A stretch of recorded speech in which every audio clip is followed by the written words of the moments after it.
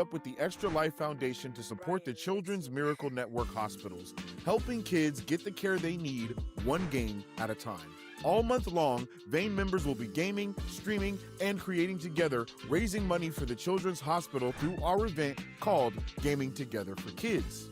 You can join in by watching, donating, or just spreading the word. Every share, every dollar, and every moment helps. We're also launching Vanecraft, our own Minecraft server, where Vane members will be building, streaming, and playing all month long in support of the cause. Because when gamers come together, we can make something truly powerful. We can make a difference. Join us this November for Gaming Together for Kids, watch the streams, support the players, and help us reach our goal: one game, one stream, one life at a time.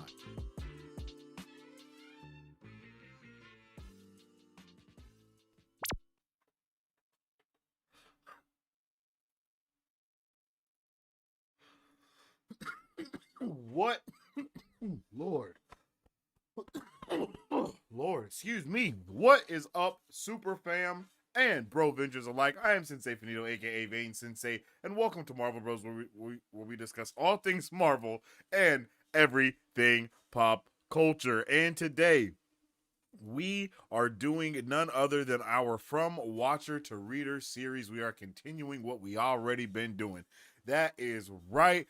We are at another episode of From Watcher to Readers. This is season 4, episode 4, chapters 19 through 24. And bro, these chapters had me talking to myself out loud. I couldn't believe it. I'm not gonna lie. There was prophecies, portals, dream walking, secret letters. It was just it was a whole bunch of things going, and RJ really popped off with this segment. I really loved it from start to finish. I truly did. So let's dive right in and see what's going to be going down. If you guys haven't already, make sure you drop a like and a share on the stream because it helps out tremendously around these parts. We are also smack dab in the middle of our Gaming Together for Kids fundraiser that we are doing in association with Vane Esports. Make sure that you guys donate whatever you can. Every dollar counts. Every dollar helps. Everything goes to families that need it most, and it goes to helping out to get the equipment that the children hospitals need as well. So we definitely appreciate any support, any love that y'all can show for sure. The link should be in the chat for y'all to get cracking and going. Yo, I'm hoping that this is going to be the last week that we have to start this late, okay? I'm really hoping that this is the last week where we start as late as we have been, because I would like to, realistically start 2 hours earlier than what we have started today. That's really the hope, the goal, but with the fundraiser and all the things that have been going on lately, it just has not been in the cards for us to be on time with that, unfortunately. But I'm hoping that next week, now that we're in the flow of things, everything's kind of working out.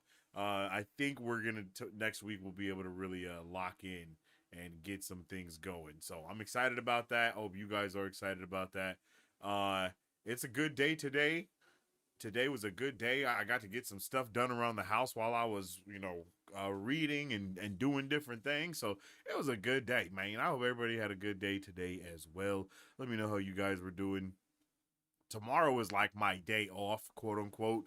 I got the boys home with me and stuff. So I'm going to be doing some good stuff tomorrow. I'm pretty excited. Thatcher, I see you in the chat. What's up with my guy? Akam, I see you too. How are you doing? I hope everybody is having a good day, having a good week.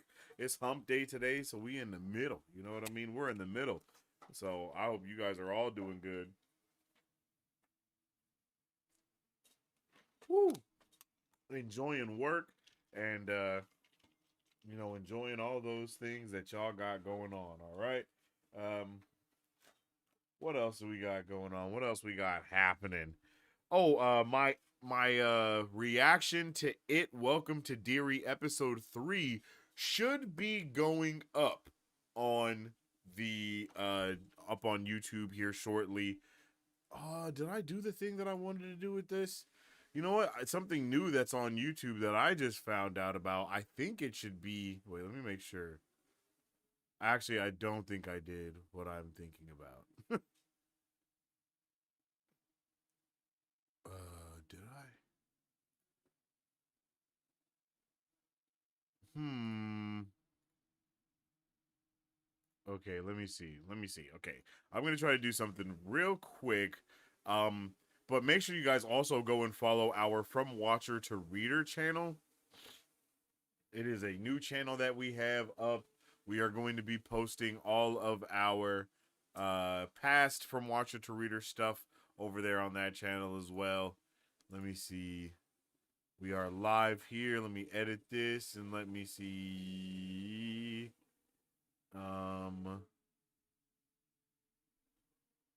Yo, these flies have been like absolutely gangster.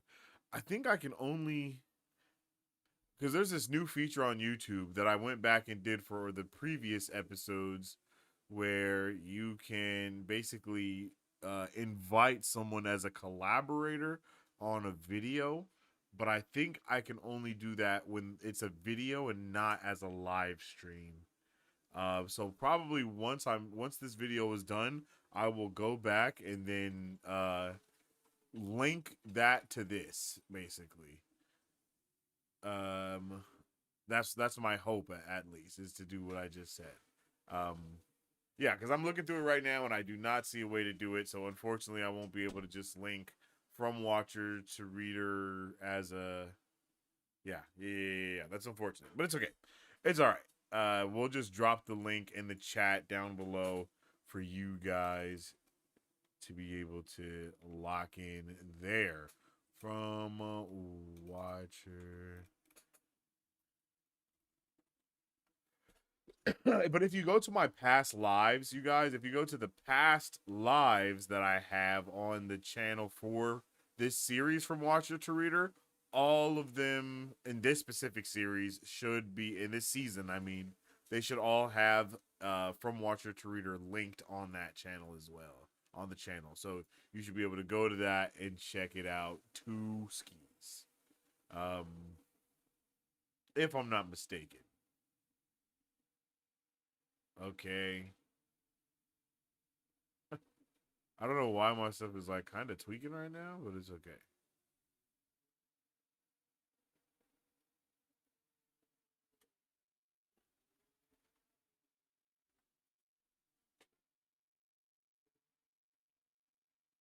Okay.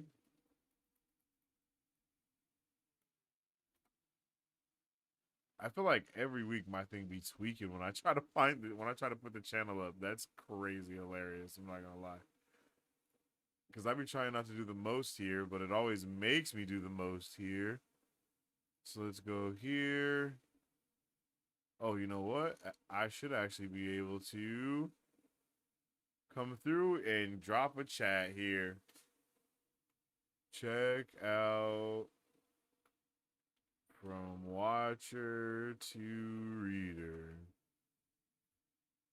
There we go. Check out from watcher to reader. There it is. There's the that's the YouTube channel right there. You should be able to click it and join or click it and follow somehow. Oh no, they don't let you do that. YouTube, be better, man. You should let people be able to go to people's channel so much easier.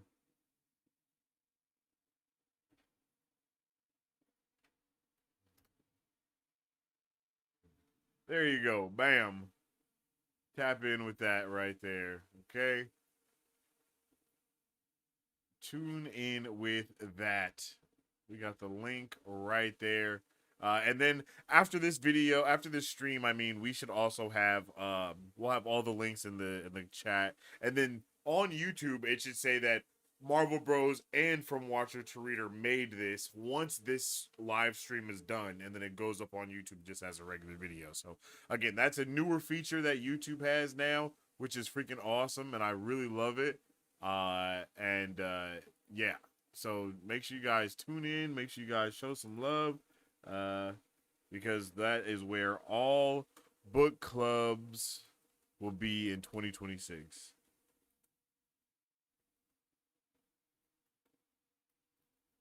On new channel in 2026. Boom. all book clubs will be on new channel in 2026. So make sure you guys check out From Watcher to Reader immediately, so you can stay up to date and stay locked in whenever any of that stuff is going on. All right. It's a good day. I got my copy of the Stormlight Archive TTRPG. That's amazing, bruv. That's awesome. I saw that he really came out with that already. I'm amazed that already dropped. Literally, I am amazed. Shout out to Brando Sando. He really be doing the damn thing. That's how I'm trying to be. I'm just saying. That's how I'm trying to be. If I can get just a sliver of the success that Brandon Sanderson has, I would be excited. Really, if I got that, if I could talk to him one time, I gotta finish his that new course that he did, because I need to get back into writing. Honestly, I haven't wrote in a long time. I've been doing some other stuff. If you guys don't know, we're gonna get into some chat talk right now, just discussing a little bit stuff, seeing how you guys are doing, seeing how you're feeling, locking in. I hope you guys have been having a solid day, a solid week. Brandon Sanderson dropped that TTRPG. I know he also said something about going and finding the actor for Kelsier, if I'm not mistaken. He said something about that, which I think is insane. I really think Mistborn would work better as an anime. I think all of these fantasies would work better as an anime. I mean, this one for sure. Wheel of Time. Oh my gosh. If Wheel of Time was an anime, I think I would be so happy. You know what I mean? Like, Wheel of Time would be a banger as in that way. For real, for real. Lord Jesus.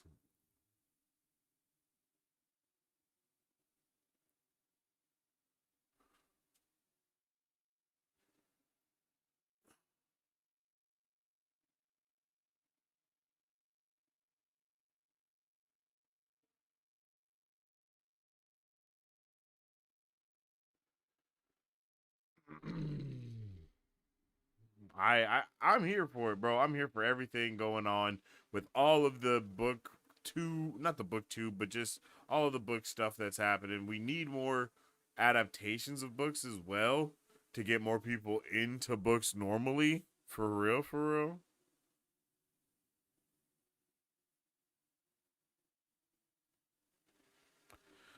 Like, we need that. We need that pipeline, pipeline to books, pipelines to all forms of media. I think it works really well.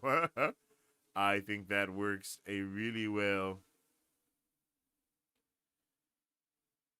Um, what else? What else? I've been working on Speaking of TTRPG, I've been working on a TCG. You know, I have been working on a TCG, and that has been amazing. It has been just lovely. All the different stories and things that I've been working on, I've kind of been wrapping them all into my TCG universe, and it's just been freaking awesome. I'm not gonna lie. Uh, I'm not gonna lie. Like, it's been amazing.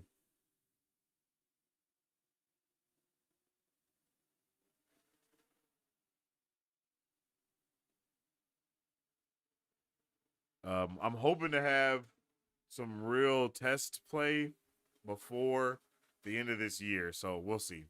Kelsey in Fortnite back in the day. Wonder if the kids even knew who that was. Yo, no way.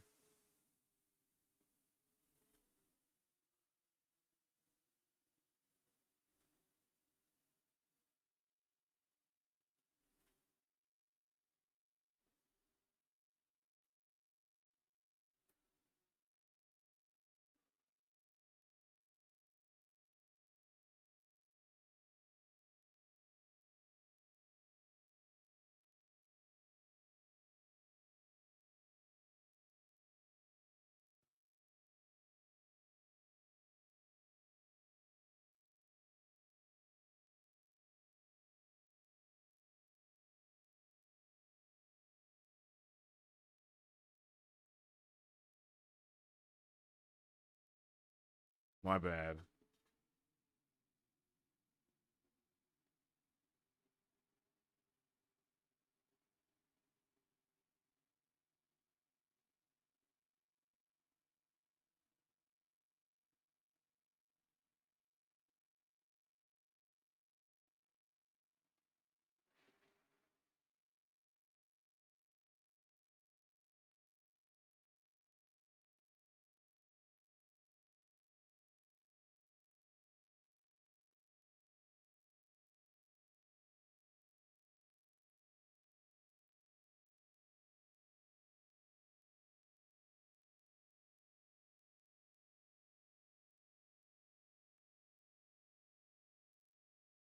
My bad. A lot of stuff just started happening in life. That was weird. Okay. Leather bound edition of The Eye of the World should be available early next year, which is gonna be beautiful. What? I am definitely getting that, Akam. I had no idea. I had no clue. Let me save that, and let me make sure I got that saved so I can know that. Because what? I need that locked in and loaded. I'm definitely getting that leather edition. Leather bound. That sounds amazing. But yeah, yo, I haven't really been to the movies lately, seen any new movies. Just been watching It, Welcome to Deary, working on the fundraiser stuff. We got the little fundraiser bar right here, you guys. Marvel Bros goal is $100. But for the entire Gaming Together for Kids fundraiser, that goal is $500. I believe we're sitting at $215 raised right now. For the month of November, we're going to be doing the fundraiser throughout the month of November. So like I said earlier, if you guys can help, definitely appreciate it. We're going to get into the Shadow Rising right now. I'm about to get into my overall thoughts and review of this portion of the reading, and I hope you guys are ready. All right, let me know how you guys are feeling about it, because I'm excited, bro. I'm super excited, yo. Yeah, shout out to you, LBF. Yo, of course, shout out to the guy, LBF. Look at his name right there. LBF came through, donated. He's in the lead right now for donating as well to the fundraiser. Definitely appreciate you, man. I was like, oh snap, let's go, yo. Shout out to LBF. We'll be doing like a big thank you thing at the end of the fundraiser with everyone's names on it. So again, we really appreciate you, LBF, for donating and helping out for real, bro. You got us past like our own goal as Marvel Bros and past that halfway mark already, just in one thing. So yo, I definitely appreciate that. Um, and yeah, exactly. Just like you just said, I saw that it's for a good cause. It definitely is for a good cause. We're gonna be running a lot of different fundraisers from here on out throughout the year and stuff.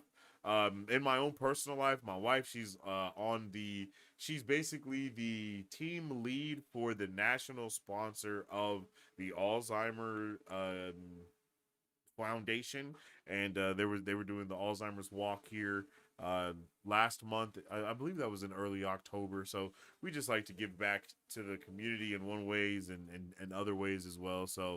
Uh, so yeah, we're gonna lock in. We're gonna lock in with all of that good stuff, and yeah, I'm excited. I'm excited to get these fundraisers going, and I appreciate all of you that can donate, everyone that can help, and even just liking and sharing the stream helps as well, because we'll be running, the fundraiser link in the chat throughout the duration of the stream as well.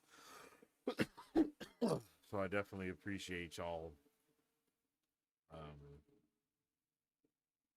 Oh snap! I'm still on the From Watcher to Reader page, but hey, that is also the link though. So two thing, double help right there. So boom. Shout out to Thatch. Welcome back, my guy. All right, let's get into my overall thoughts of this portion. All right. Let me see. Yeah, let's get into the overall thoughts of what was going on here, yo. Let's start our engines here. What's going on? All right. Overall thoughts of chapters 19 9 overall thoughts of chapters 19 through 24 are, oh my goodness, this is amazing, right? Like that is really my overall thoughts of what was going on. I was not prepared for it. I feel like this segment has been the most like everything that happened in this segment was almost exactly the stuff that happened in the show. It was like that, Obviously, got to get that out of the way. It was like, oh, okay, I can follow along. A lot of this stuff is similar, and then obviously it was completely different as well. Like I could not believe anything that was going on in this in this chapter, bro. I was like, oh my goodness, this is crazy. like we as soon as we started chapter 19, we find out that there's like an entirely new, not an entirely new, but there's like another prophecy. I was like, what in the world is going on here, right? The prophecy train just does not stop. That's basically how I was feeling. Um, you know, chapter 19 drops another one, and then I'm just like, okay, bro, what is happening? I loved everything that we found out about the sea folk as well. That was all awesome. Rand and the Aiel, everything there that's going on is amazing.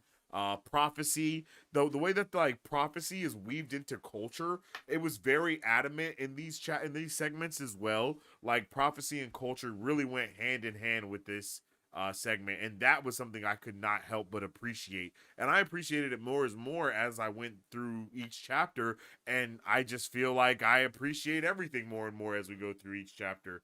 Speaking of chapter, I was doing my chapter by chapter instant reactions for this segment as well, and it was just, bro, it was amazing. Like, it was amazing. I could not believe it. After every chapter, I was just coming in here and I was like, oh my goodness, like, this is what happened in this chapter, just talking about it and all that. I'm hoping that we can get those instant reactions starting to go up soon.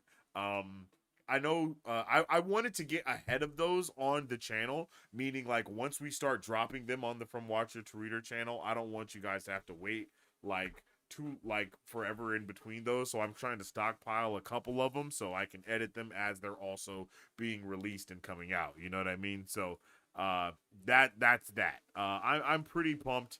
Pretty pumped about all of it. I love this book, yo. Love this book. Love this segment. It was amazing. Like, it was just, it left me in shock at times. I also loved Elaine's POV. I don't want to talk too much about the very beginning of the book, about of the beginning chapters, because of course we're going to get into that. But Elaine's POV was nice. Her conversation with Tom was amazing. I just loved every ounce of that. I was eating it up. I was eating up everything with Tom. My boy Tom, bro. I love Tom. And I love the way that Tom and Elaine, like, we're interacting with each other. And it even mentions at some point, like, it's very father-daughter coded. And, of course, that raises questions and raises the eyes almost immediately, because it's immediately like, well, what do you mean by that? You know what I mean? Like, what do you mean by, what do you mean by this that you're saying? Please tell me more. Tell me more. Um, the world building exploded this week as well, whether it's the sea folk and the windfinders, to the dwindling of the Aes Sedai, and also just finding out about dreamwalkers. I mean, literally every culture is woven together so deep, and that is 100% a pun intended there, because it is woven into every single aspect of what you read. You can tell how much the prophecy, the culture, the magic system, it's all just there for you to consume page after page, and it all builds upon itself as well. And that's very interesting. I can't wait to see where that goes as we continue to build upon itself there. um we also got to see Moiraine's POV, and that had me very excited. I'm not gonna lie. I really enjoyed to see. I really enjoyed seeing Moiraine's POV in these segments. I don't know if we have seen Moiraine's POV at all, but going to see Tom, we got to see Tom's POV, and then we also get to see Moiraine's POV, and those have been like the most competent adults in any room at any given time. And that discussion that they had together, it was amazing, because it was built off of competence and understanding and not having to do all the tomfoolery. And then to see their POVs also gave that same sense of urgency and seriousness that they would have, since they are the adults in this situation, and they realized how heavy and impactful everything that's going around them truthfully is. Because of course the kids don't, they do but they don't, like they do but they don't, but they don't but they do. It's definitely kind of one of those things, and I love that, yo. It's so nice to see that going down. Egwene's POV was also pretty solid. Like, we got the wise ones, the dream walking, Aiel culture, and we get to know about the letter that Moiraine got from the wise ones a little bit more. All of that stuff was amazing. Really nice stuff to find out there. And I gotta say, the show did not come close to the energy that we got here as well. It's kind of insane how many characters there are in this book, and I love it. I love it. In my instant reactions, I am saying things like, I have no idea who the characters' names are that just got introduced here, and that does bleed over into what I'm gonna say here because I do not remember a lot of the sea folks name from the beginning, so I'll just have to see what's going on there. But all the lore and things that we got from every angle was awesome. uh and then we got another portal scene as well, Rand's portal scene. I can't believe I can't believe that everybody that he had the uh I just can't believe that. I'm really mind blown off of that. That's something that's really been hard for me to wrap around. It's hilarious. Literally, it is hilarious how the show did not touch Portal Stones at all. Like, they didn't even attempt to try to even build it up into something that we'd maybe see later on. Like, at least I don't think they did. Maybe they did, and I don't remember because I haven't went back and done a rewatch in a minute. But it's like, bro, where there's an entire form of magic system there that just did not get like nothing. And I think that's funny. And then we also get my boy Matt's POV, bro. He was out here, I don't know what he was out here doing, eating pebbles or something. Like, bro, Matt is lucky. Okay, Matt is lucky, but sometimes it doesn't help to be lucky.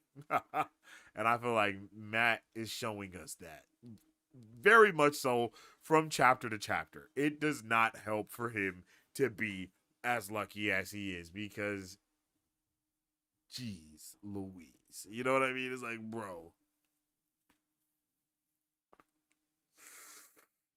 Come on. What are we doing, Matt? Please get it together, man.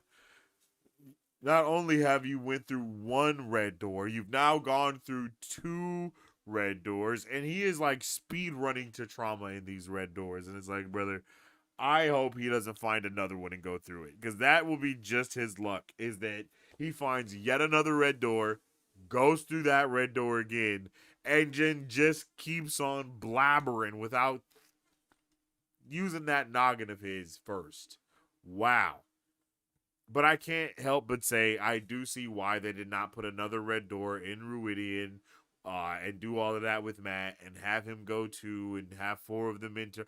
I understand that. You know what I mean? I definitely get that aspect of things. That is definitely its own thing. So I'm very, very interested in what the hell is gonna happen next. It is very interesting that they told him to go through the red door. Not they didn't tell him to go to the red door, but they told him to go through to go to Ruidian, and then that's where the red door shows up. It was just all very, very, very fate prophecy leading the way. And I also like that Matt was going with the flow. We really don't usually get to see Matt going with the flow, so I'm excited for that. I want to see what's going on. It is really, again, it's very interesting to see how different these characters are. Because I think we got 3 seasons, right? Or did we get 4 seasons? Did we get 4 seasons of Wheel of Time or 3? My brain is drawing a blank right now. We're on book 4 of Wheel of Time. It's season 4 of this. Okay, season only 3. Okay, so season 3, no, lock in. Within the 3 seasons of the Wheel of Time show, these characters have not grown nearly as much as they have within the books, which is very interesting to me. I think that's very interesting to me. I think in the 3rd season, all of the characters grew the most there. Like, every character grew so much in the 3rd season. It was insane. But it was like, damn, like, these characters have grown so much. like who Rand is now, the way he's like leading and doing all this stuff and basically running an entire like civilization of people and like having all the high low, like all of that stuff is so much more intricate and purposeful than it was before. And I think that actually builds a lot on Rand's character. I really stand by Rand. Like, yeah, there's a lot. There's a lot going on. There's a lot going on, and I feel like some of things are taken away. But the more I read the book, the more I understand why they went the way that they did with the show. And I can't help but appreciate the show and love the show, because without the show, I would have never knew about the book. And that's also something that I said during my instant reaction. Is like, the more I read this, I am so surprised that I have never ever heard of this book before. You know, that actually is so diabolical. Let's jump into chat for a little while before we go into our chapter by chapter review and discussion for this section. We are fast traveling all over the place here. Yes, I agree. We are definitely fast traveling, like a lot. Like we're fast traveling so much in this section. It's pretty diabolical how much we fast travel. I was like, bruh. I was pretty freaking surprised about all of the fast traveling that we were doing in this section. In this book, I mean, right? Because we got the our whole team is still in the ways. Could not believe that we didn't get to see Parents POV for 5 chapters. I think this is, and like I was like 5 chapters, and we don't see anything about where we left off with Parent and them. I think that means that we're probably going to just go back to them already being out of the ways, which is something I'm a little bummed about, because I definitely wanted to kind of go with them. But then again, all of this stuff that's going on with our other characters is happening within the same day since they used the portal stone. So who knows what kind of time displacement shenanigans can go on, and we may still go back to Perrin and gang in the ways traveling. Um I loved the fact that we have so many more wise ones in this area, or in this segment as well. All of that worked really well. It's like prophecy is only usable if the culture interprets it properly, or you can at least or at least present a case for how to interpret it in the current culture. Yeah, that's very true. There that is very true. It's like this thing must be, there is some type of not scientific, but there is some type of scientific thing taken to where everything is done, all the magic, even like all the magic is science here. Like, like there's a lot going on. There's a lot going on here. There's layers, baby, layers upon layers, and I like it. I love Matt just being glad they didn't do flicker, flicker, flicker again. Yeah, I like that as well. That was cool. I bet Kramer was glad he didn't have to do flicker, flicker, flicker again too. And Roseman. Shout out Roseman. Sea folk names are paragraphs. Yo, they definitely are. We did see Sea folk channeling in the show. Yeah, we got like some of that same thing with Elaine and the Wind Finder and all that. Yeah, I like that. That was really cool. Sea folk and IO names are all paragraphs. Man, Matt went through 2 doors. That's at least how it is presented to be at this point in time, unless the door also uh portal keyed with them, which is not. I mean, stranger things have happened. Obviously, having to recast Matt screwed up a lot of kind of things for the plot. Oh, all kinds of things for the plot lines. That makes sense. That actually makes so much sense. All right, last chapter of this section. They did start less mature in the books, so more room for growth. That's true. I guess that's a good point. Yeah, they were definitely less mature in the books. Yeah, in the book they are so less mature. Like, again, I don't even know if anybody has done the do dada yet. You know what I mean? Like, everybody still seems like very Virgin Island exists. You know what I mean? Like give and take a couple of them, like Matt. You know, it doesn't really seem like everybody else been just smashing left and right. But in the show, they was getting down and dirty. Well, at least Rand was. A lot of stuff was going crazy. Timey-wimey stuff? Yeah, that could be a thing. Of course it's a thing. We all know it's a thing. Don't you? Don't we? I think we do.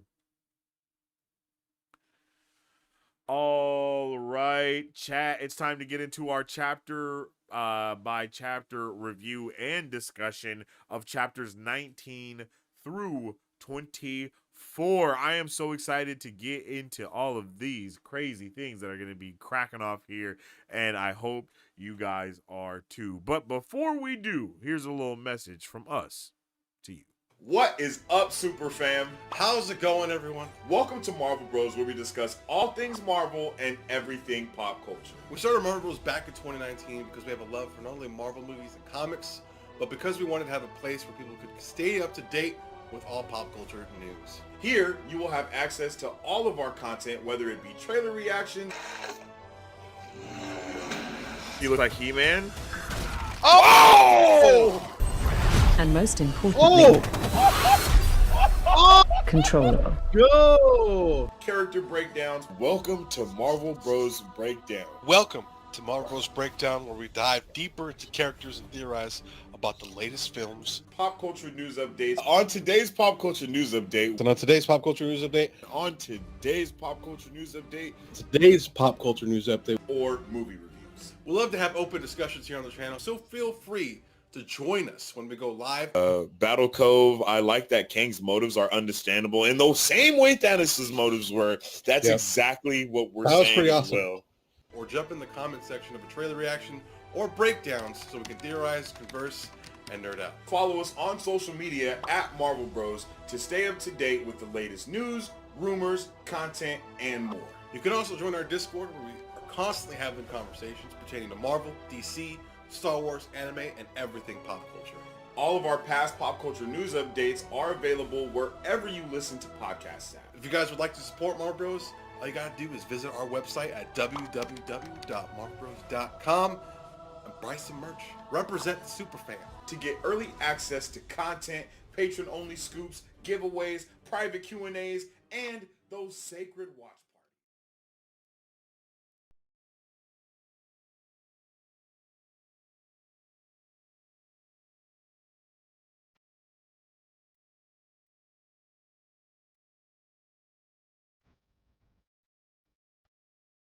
Hi, my name is Dominique Pruitt, and I started Don's Bon Gourmet Popcorn LLC in the summer of 2021 to introduce delicious and unique flavored popcorn not found anywhere else in the world. Why, you ask? Because I make it in my home with love, just for you. We offer over 10 flavors and are continuously creating new flavors that can be customized to any color or taste for your next event, party, or fundraiser. So go find yourself to our website and find a bombastic flavor of popcorn at donsbombgourmetpopcorn.com, or you can also follow us on Instagram or Facebook at Don's Bomb Gourmet Popcorn.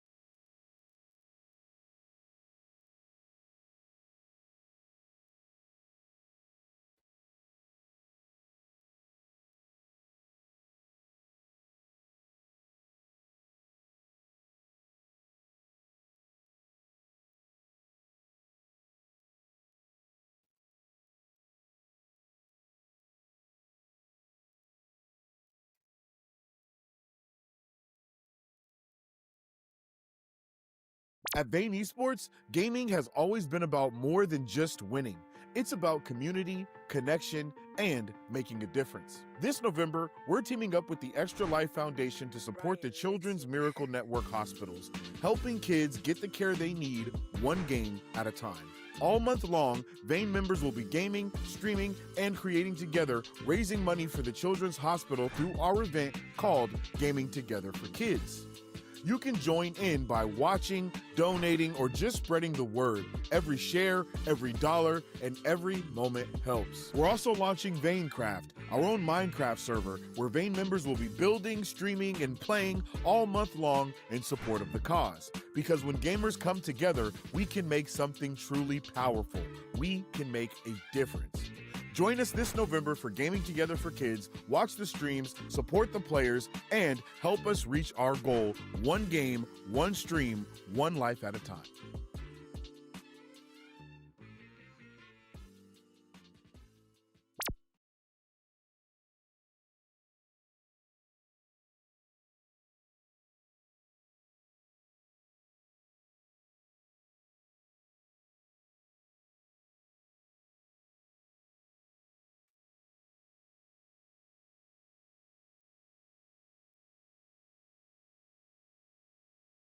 Okay. We're not going to talk about that. We're not going to talk about that. A lot of stuff happened. I had to do a lot of things. All right. Let's do it, bro. Because goddamn.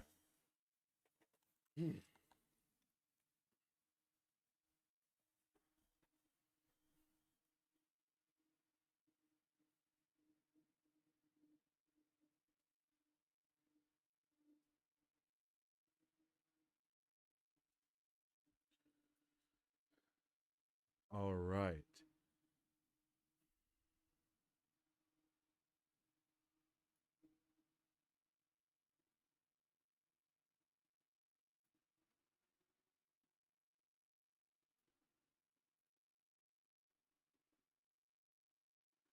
Bam. Here we are.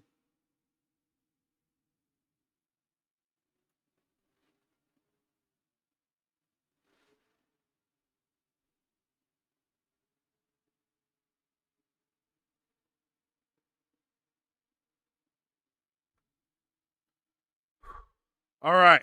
Lock in. Let me lock in. There's a lot going on right now. I'm trying to chill out.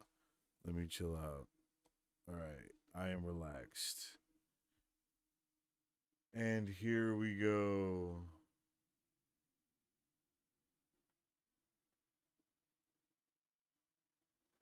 Oh, shit.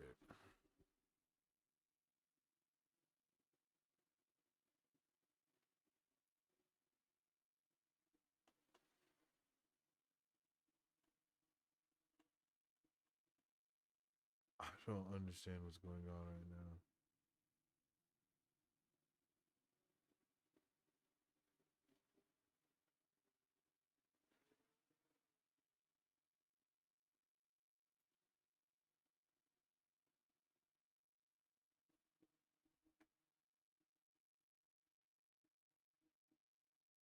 Okay, here we go.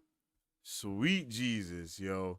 Hey, let's go with LBF with the 5 Bro Vengers memberships. Yo, W Mans, holy shiitake mushrooms. Hey, I appreciate it, my guy. Let's go. Big LBF in the chat. Let's go. W Mans. That shit about to go crazy. I appreciate you, LBF. Yo, thank you, bro. Thank you very, very much. Very, very much, yo. Yeah, yeah, even I got a membership, yo. WLBF. I don't know how I got a membership, but W's, yo. W's in the chat. W's in the chat. That's awesome. That's awesome. Let's go, LBF. I appreciate that. Okay. What a way to start it up and lock back in, because a whole bunch of things were just going down and happening, and now we are back locked in and ready to go.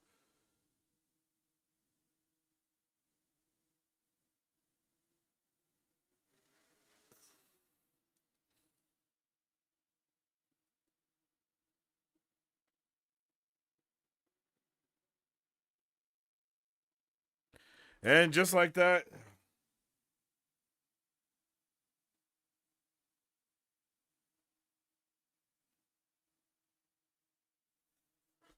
they reel you right back in. Okay, let's start it off with Chapter 19. The Wave Dancer. man, oh man, this was a amazing chapter to start things off with, if I do say so myself, and myself do say so. Because brother, Brett, the things that RJ is just able to do within this book never cease to amaze me, man. It never ceases to amaze me with what goes on here. We start chapter 19 again with, like I was saying before, we started off with yet another prophecy tying the sea folk and the Aiel to each other a little bit, because we know about the what is it they call them, the car, is it, I can't think of what it is that they call Randall Thor, but it's like, it sounds like whatever they call the Sea Folks name for the Dragon Reborn and the Aiel name for the Dragon Reborn is awfully similar. And then we also find out that there is somebody aboard the ship that Elaine and them are going on.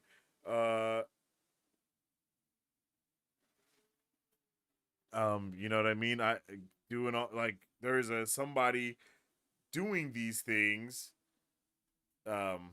There's somebody that looks just like Avienda on the ship, or looks a lot like Avienda, or has some similar features to Avienda, but just a little bit different. So there's a lot of similarities and differences between the Karn and the Koramor. I think that's what it is. Karn and Koramor. That is just so similar to each other and so different from each other at the same time. And then you have the people that are only for the dry lands, and then people that are only for the sea. You know what I mean? Like, basically drylanders versus sea folk. And it's like legit a stark night and day difference between those two things. And it's wild to see that go down. It's wild to see that. I just wasn't prepared for any of it, legit. And like, I love it though. I love the similarities and the differences between them. The thematic connection yet again goes in there between destiny and burden, and what all of those things really can mean. And it just, it's wow. It's like wow. I literally left chapter 19 like, this was fantastic. You know what I mean? I loved it. Let me see. Oh yeah. Let's get, what is it? Like right here. Elaine said after a moment.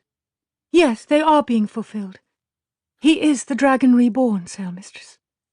He's a stubborn man who hides his feelings so deeply I cannot find them. That is what he is. Coeen turned. Not the prophecies of the dragon, Aes Sedai. The Jendai prophecy.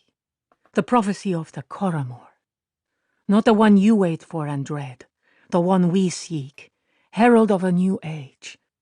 At the breaking of the world, our ancestors fled to the safety of the sea, while the land heaved and broke as storm waves do. It is said they knew nothing of the ships they took to flee, but the light was with them, and they survived. They did not see the land again until it was still once more, and by then much had changed.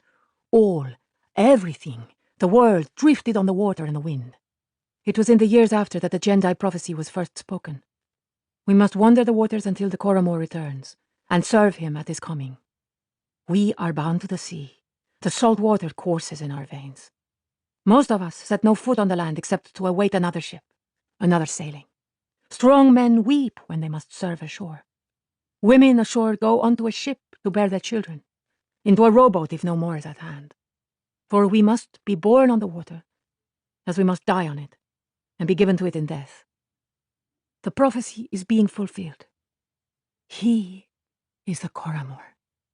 Aes Sedai serve him. You are proof of that you are here in this city. That is in the prophecy as well. The white tower shall be broken by his name, and I, Sadai, shall kneel to wash his feet and dry them with their hair. You will have a long wait if you expect to see me wash any man's feet. Nynaeve said wryly. What does this have to do with our passage? Will you take us? Or not? Nynaeve always being Nynaeve. She always tripping, always doing something, always talking and yapping it up.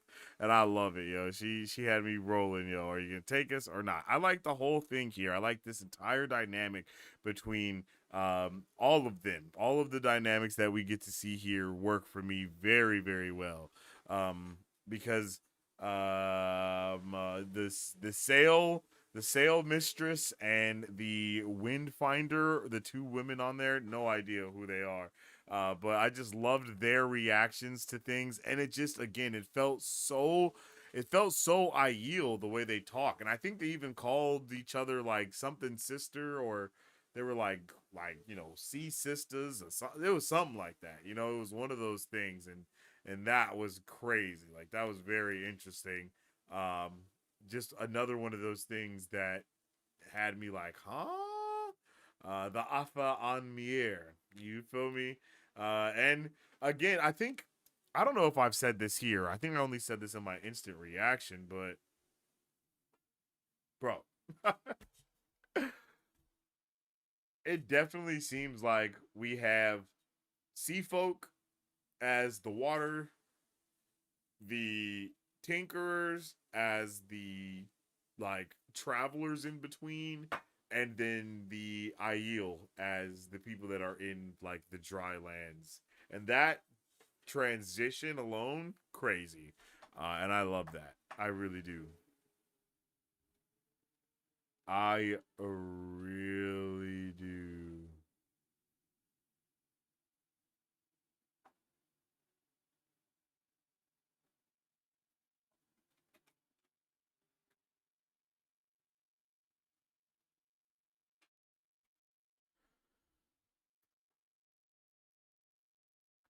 Oh, Lord. Nynaeve was like, nuh-uh, I don't serve no man. Facts. Facts. I agree. That is indeed what she is doing.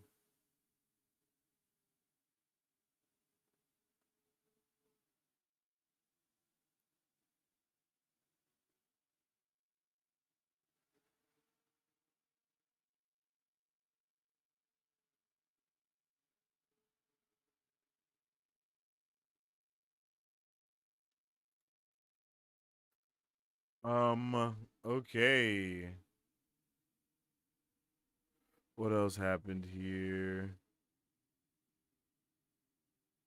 Oh, and then we see that Rand is up to Rand things. You know what I mean?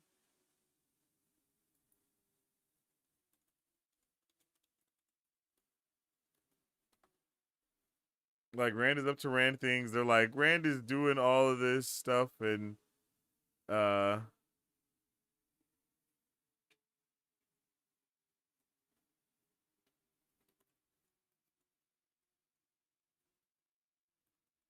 they're like, get out to sea, and then all of the sails and stuff start shaking, and all the things. You know what I mean? Like, that was crazy. Like, that was crazy. Like, come on, Rand. Like, we gotta go. The same thing that happened with Perrin. And then again, I don't know if that is 100% Rand doing those things, but it definitely seems like it is Rand doing those things. And then and then we get a reveal of someone walks aboard, and immediately I was like, "Oh my god, it's Tom and Matt!" But it is not Matt. It's actually the thief hunter, I believe is what they call him. The thief hunter is basically watching over him, and I was like, "Oh, bruh, what? Like, what's happening here? What's going on?"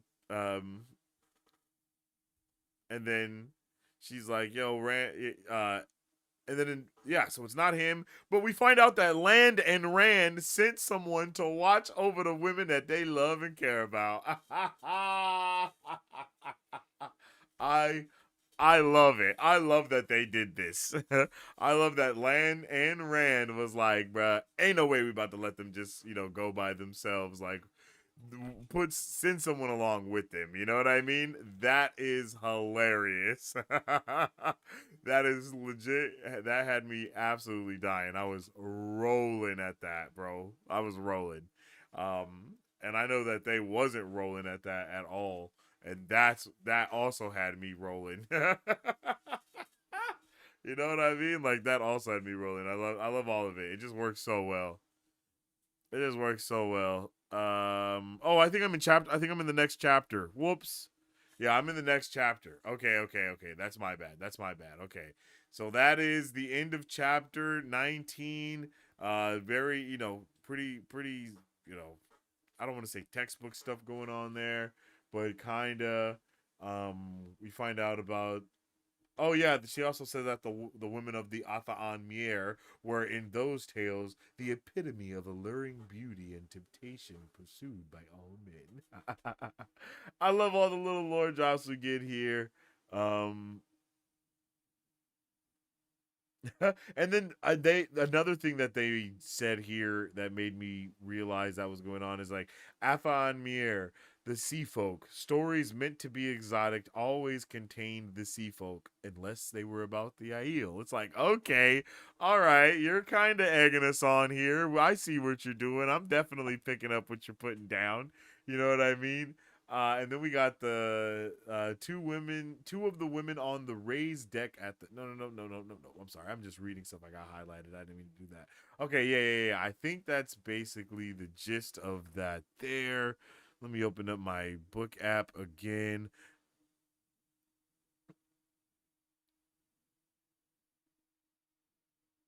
What is this chapter? What?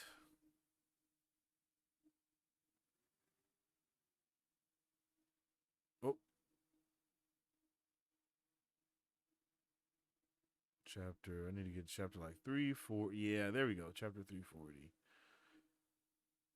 Yeah, because I was like doing dishes and stuff. So I was like walking around and I was like, okay. Jubail?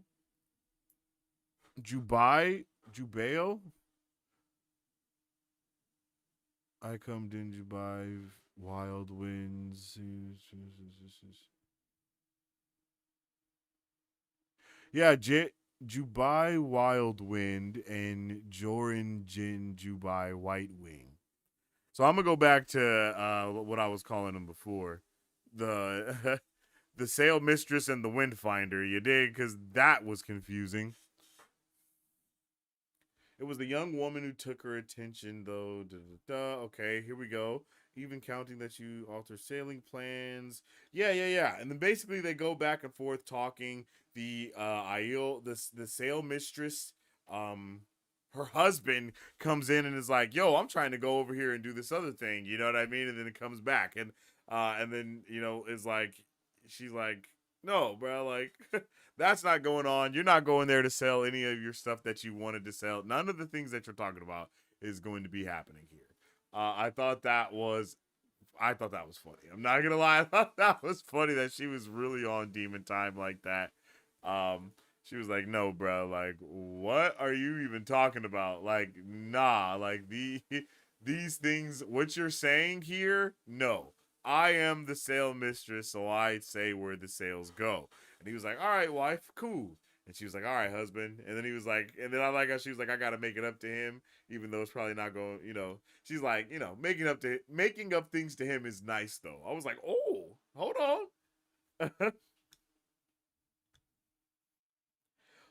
Oh yeah, bro. Am I in chapter 2, bro? I think I'm in chapter 2. Well, I'm still in not chapter 2, but. No, yeah, we also got where did that go? Maybe I stopped this too soon. Hold on, let's listen a little more. Elaine cringed, but the sail mistress came back just as directly. "Why do you wish to journey to Janchico? It is an unpleasant port of call now. I docked there last winter. Shore folk nearly swarmed my vessel seeking passage out to anywhere. They did not care, so long as it was away from Tanchico. I cannot believe conditions are any better now." "Do you always question your passengers so?" Nynaeve said. "I've offered you enough to buy a village. 2 villages. Maybe If we you already want... listened to it. I think we already listened to it. Yeah, we already listened to it. I'm a little discombobulated, and I'm sorry about that. I'm gonna lock in going into this next chapter, guys, because I was discombobulated throughout the entirety of chapter 19, but I think we covered the majority of stuff. Um, let's see how you guys are feeling about that. Elaine assuming ran through a tantrum because of her letter. Yeah, that's really funny. That had me rolling as well. In Old Tongue, Atha is person, Atha'an is people, Tuatha'an is the traveling people, Atha'an Mier is the sea people, or the people of the sea. Okay, so I wasn't tripping. Tuatha'an and the Atha'an Mier. I knew that was very similar. So there is a very much it's like a gradient between all three of those types of cultures that they have. There's definitely a smidge of mermaid lore in there. You could definitely tell by the way that they were talking about them. Hey, appreciate you, Thatch. Husband coming in surprised at the price of Two Rivers tobacco. Yeah, and everyone keeps talking about Two Rivers tobacco as well. Like, this is not something that is just missed. Like, it's not something we hear every once in a while. It's like a lot of people keep talking about Two Rivers tobacco. They'll be like, oh, this isn't any Two Rivers tobacco, but it's still good. Or, one thing or another they're saying and discussing. And it's like, whoa, that's crazy. What does that mean? You know what I mean? What does that mean? Give me some answers, Sway. But yeah, really good chapter here. Looks like we're on track for the next locations being the Two Rivers, the Threefold Land, Tanchico.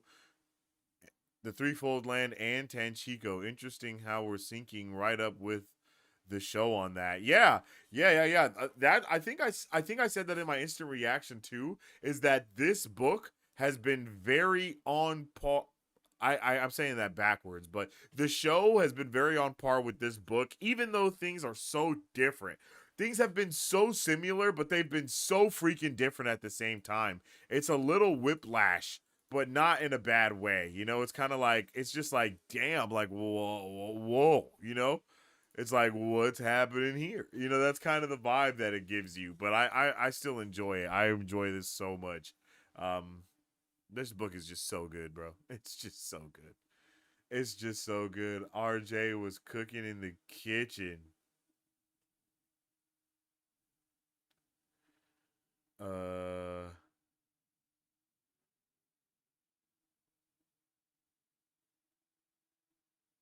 Yeah, this is better.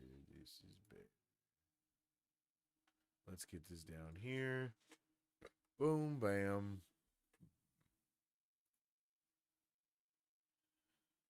Egad.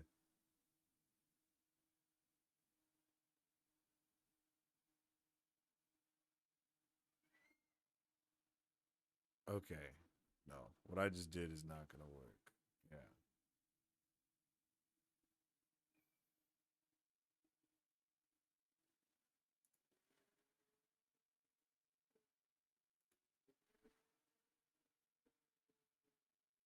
There we go. I feel like I don't have enough room, but I have 3 screens. That's how I'm feeling right now. I feel like I got a lot going on, which I do. But it's like, damn.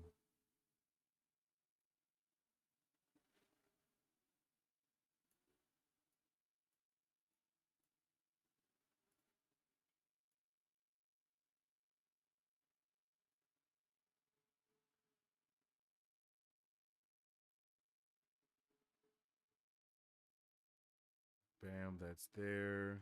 That's all we got there. Nothing more. Okay, we can skip that. We can skip a couple. I think we didn't really sit down and take notes again on here until around there. Bam. Okay.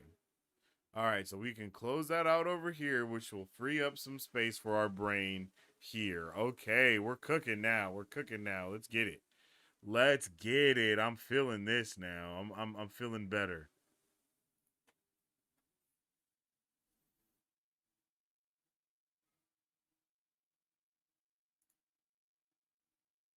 Yeah, buddy. Okay. All right. I'm feeling so much better now about everything. let's get into Chapter 20. Winds Rising. Chapter 20 was a personal favorite of mine, if I do say so myself. I love Elaine's POVs because it always brings in a lot of political depth, and emotional tension, and I love that. I think it actually like does a lot for the story to have her POV a lot of these times, because it's just very interesting to see what she thinks, how she acts, how she reacts to some things, and how she doesn't react to other things, because she does have that noble vibe to herself, right? She's very noble, she's very prim, she's very proper with the way that she looks at things, but sometimes she's forced to view things outside of her viewpoint. And out of all of the characters that we have, she's one of the only ones that will view things outside of her viewpoint and make a note to say that she's taking the time to view things out of her viewpoint and all this, even when she doesn't like something or when it makes her uncomfortable. Out of that, that sense of being, very, it allows her to, be very, so I think we see that in full effect as she talks to the sea folk. She's trying very hard to appreciate their traditions and even the way that they speak, right? She's even, using their form of tongue. That sounds wild, but she is. So boom. We already talked about the whole Rand did Rand or did Rand not, attack them at the ship, at the seas, even though it kind of seems like maybe yes, that's what happened, because I mean they were pretty much fine, and then they were all kind of like the sea folk were also confused as to what the hell was happening and all that and so on and so forth. So it's hard not to see where she's coming from. It's hard not to see where she's coming from because it's like, Elaine's POV is just amazing though. It works very well for me. But then this is where we go into Tom and the dude that I thought was Matt. That's not Matt. And then we find out that Rand and Matt sent like the thief catcher and Tom, and then Moiraine obviously sent Tom to watch over, over Elaine and Nynaeve, because they do be loving them some Elaine and Nynaeve. I mean, yeah, they love them some Elaine and Nynaeve, and they wanted to make sure that Elaine and Nynaeve were okay. So boom, so boom, chakalaka, there that is. It's like, it's just case in point, and then he's there, and I love that. I love that they're like, bro, why should we even trust you and all this? And then it just all works so well for me, bro. It just does.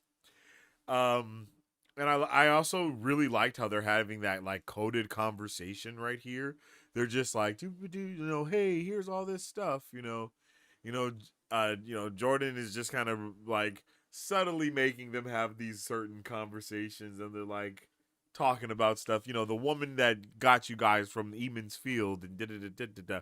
So they're not talking about Aes Sedai's and all this stuff that's going on. Oh yeah, we can't forget that Elaine straight up told the sea folk that they were out there to hunt, the Black Aja. I forgot about that part. I don't think I mentioned that yet, which is absolutely wild. I think I already said this, but doing the chapter doing the post reactions kind of messes with my brain a little bit, because I've already said so much of the stuff that I'm already thinking of, because I do the instant reaction as soon as it happens. And that's kind of just, it messes up my brain, because sometimes I'll think that we've talked about something, but I haven't talked about it with you guys. I've talked about it with them guys, And that is throwing me off a little bit. There was definitely a moment in this chapter where I was like, is Tom her real dad? You know what I mean? Like, it definitely gave me that vibe. Because Elaine had that random muscle memory on what was going on with him, like she just muscle memory pulled his beard, like, and I was like, oh, you know what I mean? What does this mean? What's going on there? We don't really get answers right away, but still, it was like, what's going on? Uh, I just all around, I loved learning about the sea folk, the Windfinders ships. Like they call them he's. I really like that. They also tell us about the dwindling Aes Sedai numbers, and that's why the sea folk are nervous that you know the Aes Sedai will come and take their people because there are dwindling Aes Sedai numbers. And I was like, what? It's just across the board. The world building texture is being texturized. You know what I'm saying? It is just it's beautiful. At one point, if I'm not mistaken, Tom even speaks of Elsbeth, who was like the queen of the world. And I was like, yo, Queen Elizabeth? Like, it was just wild. It was just wild, yo. So much was going on. There was so many things being talked about, so many discussions and conversations. It was insane, yo. It was legit insane. Like, I loved it though. I loved it though. Windfinders also is just an amazing name in its own. Like Windfinders is that's just a beautiful name. I don't know if I told you guys, but I was working on a story called the Windfinders, the Skyweaver's Legacy. That's actually that's what it was called. And a lot of that was kind of like how this was, how they use the magic system to travel is very similar to how I was doing it in my book, except instead of the ships being in the water, they were airships because I love me some good airships. And Skyweaver's Legacy will be making an appearance in the TCG I'm making, so that's gonna be dope. But yeah, I enjoyed this. Everything that we just had here, solid. Oh my goodness. Oh, where's my okay, sorry, I gotta write this down because I just got an amazing idea for a type of card in my TCG. Holy moly. Holy moly. That was insane. I have no idea what made my brain just do that. Um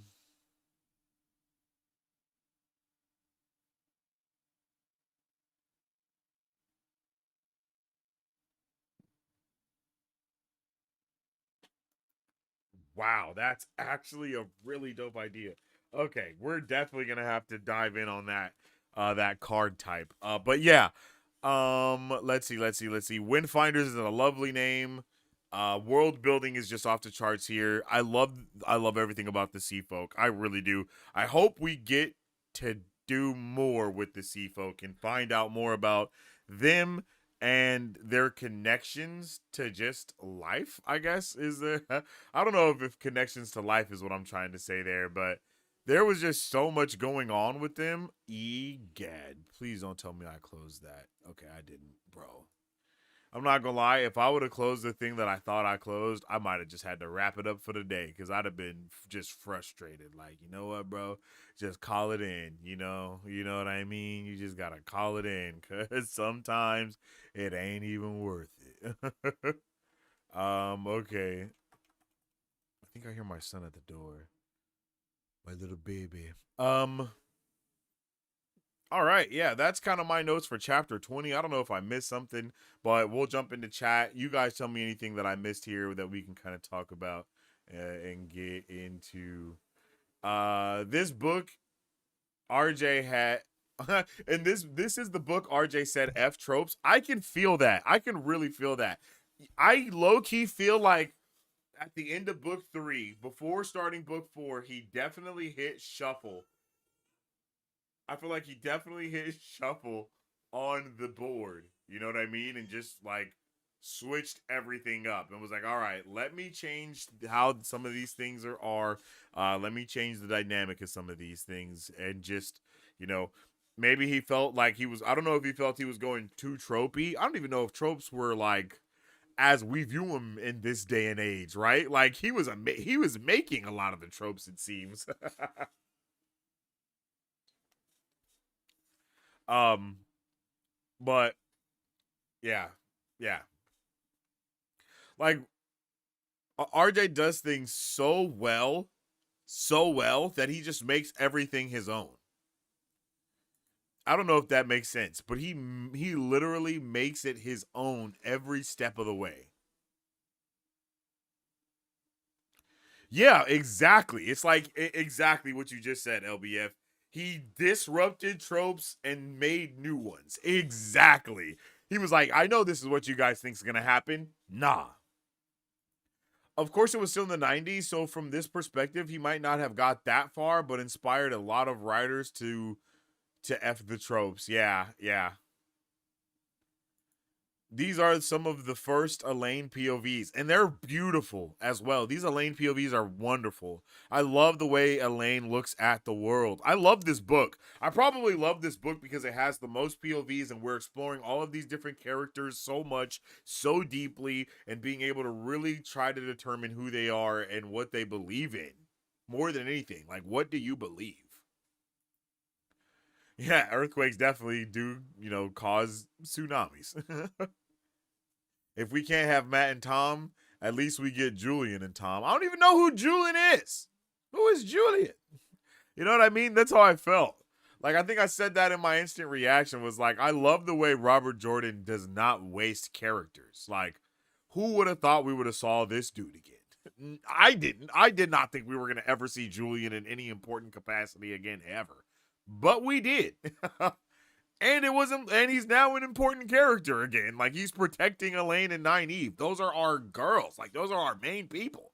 You feel me? Like, those are who we follow. And they're there to protect them now. Like, what? And Tom is going to bring out something in Julian. You just know it. You just know. Elaine and Nynaeve are so good at being spies. If you tell everyone what your plan is, they won't take it serious. Yo, yeah, they're the worst spies ever. Elaine definitely forgot they were supposed to be mysterious and aloof. She went for the exact opposite of both of those. Brash and in your face. You know what I mean? Like, that's what they both went for. Okay, it was a Queen Elizabeth reference. That's insane. So that's wild. That's wild. It's just wild to see because he listed a gang of things in that section right there.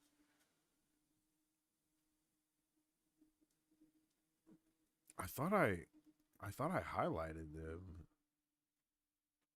Maybe not.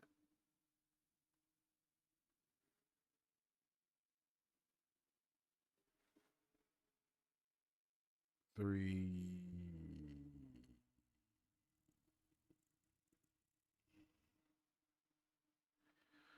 Oh yeah, okay. What in the hell was I highlighting on? Maybe I didn't highlight nothing. I thought I did though. Interesting.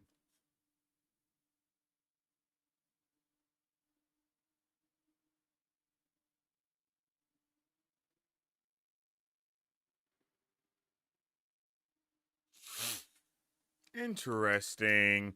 All right. If you want to find out more about the sea folk, make sure you have a good lawyer and negotiator.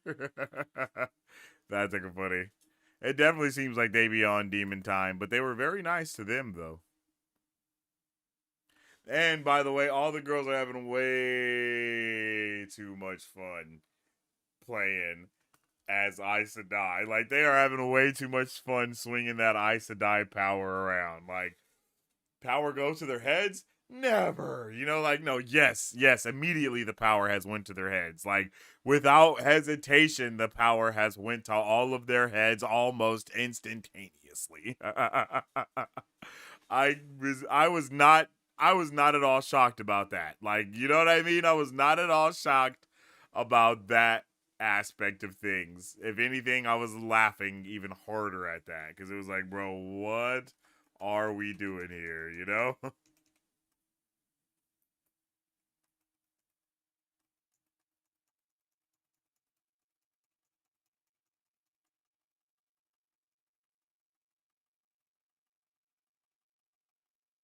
can't believe that worked, but it did. I can't believe what I just did worked. That was insane.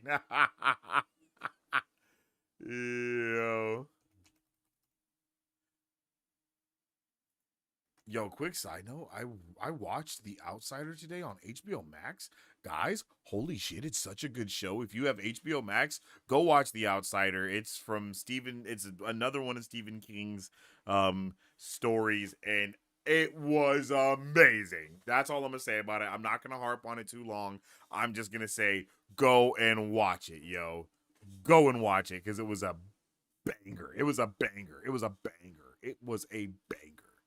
I've literally been watching that show and working like yesterday and today. Banger. Absolute banger. Okay, father to daughter. Yeah, that's one thing I didn't talk about. What? I had no idea that Tom has not let it be known that he is straight up, like, he straight up knows Elaine and her mother. Like, I had no idea. I thought that was something that was known.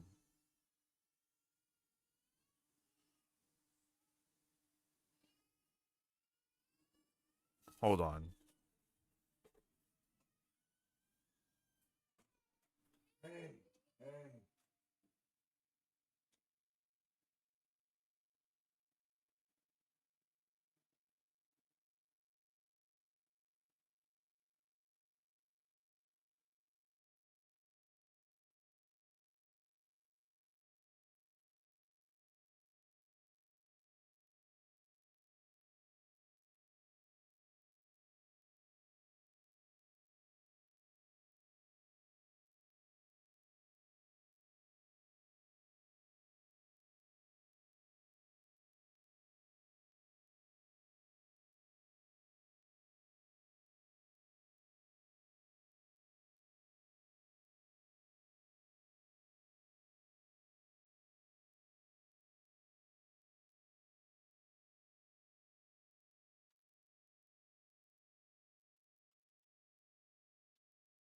Sorry, my son, my little son, decided to start screaming like a crazy person. Yo, he's about to be 2, so them terrible 2s is creeping up on me, and I'm just scared. You know, that's, you know what I mean? Whew. He's turning 2, my other son turning 4, daughter turning 6. Like, bruh. Oh my goodness, 2, 4, 6. 2, 4, 6, 12. Oh my gosh, is that what I'm? Oh my gosh, that's crazy. I'm about to have a 2, 4, 6, 12-year-old. Oh my goodness. We're throwing hands with everybody. I'm going to be throwing hands. Pray for me, y'all. Light, pray for me, yo. 6, 7. Oh, yeah, yo. Yeah, 6, 7 is said a lot by everybody, honestly. In this household, at least. And by everybody, I mean me.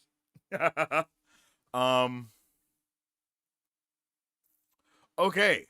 That is it for chapter 20. That's a banger. Tom's stories have references to things in the first age, which is us now. So Queen Elizabeth, Moscow versus America, the moon mission, Mercedes. Yeah, that's wild. That is diabolical. That is absolutely diabolical. That's insane. Like, what happened? You know what I mean? Like, what did we do? Did we just keep advancing and then it all just went to shit? Like, what?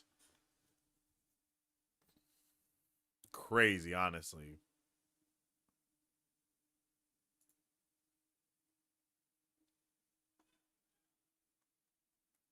Honestly, just diabolical. All right, chat, let's get into chapter 6. No, I'm just playing. Yo, don't let there be 67 chapters in this thing. Y'all gonna hate me. Oh no, 58. Ooh, we was like 10 shy. We was 10 shy. 9 actually. 9 shy of me being able to have a 6-7 episode. That would have been me too on the cover like this. Like that would have been the thumbnail. It would have been chapters like that. Just letting you know it's gonna happen. Don't be mad when it happens.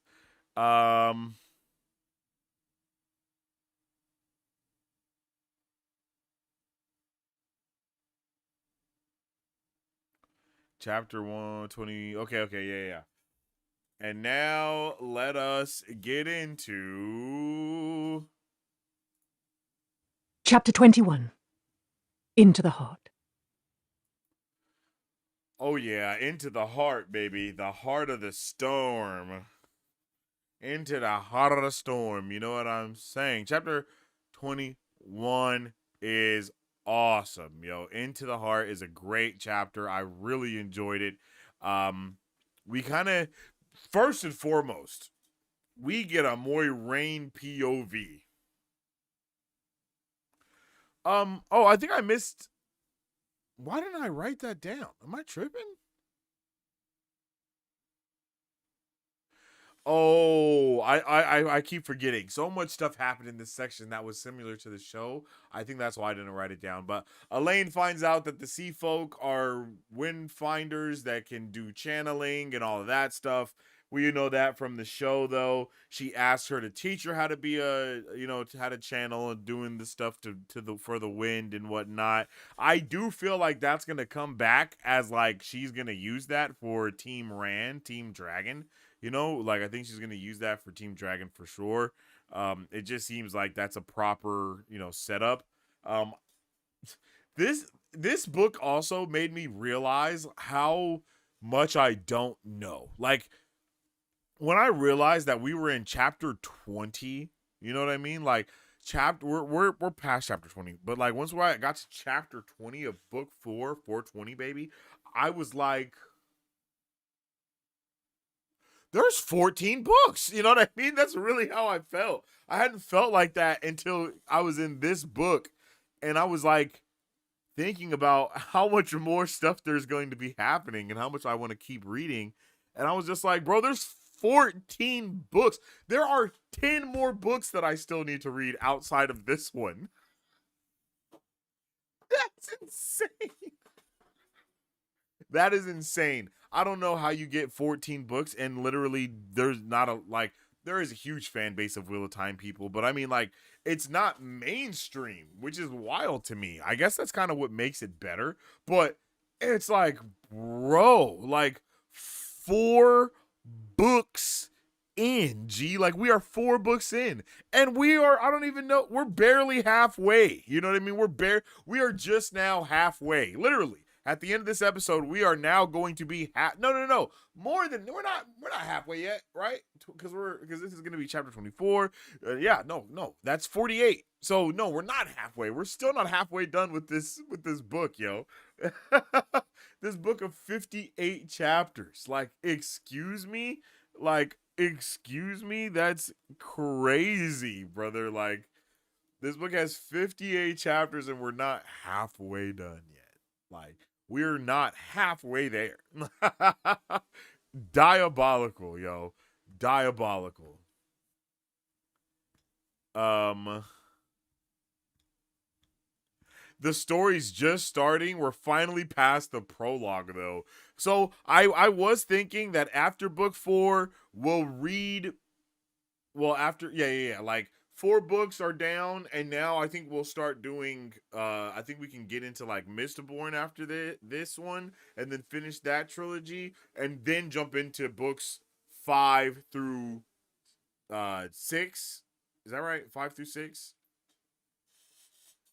and then 6, and then 7 through whatever. You know what I'm saying? You know what I mean? Since there's 10 books left, do 4, 5, 5. So we got this first 4 out.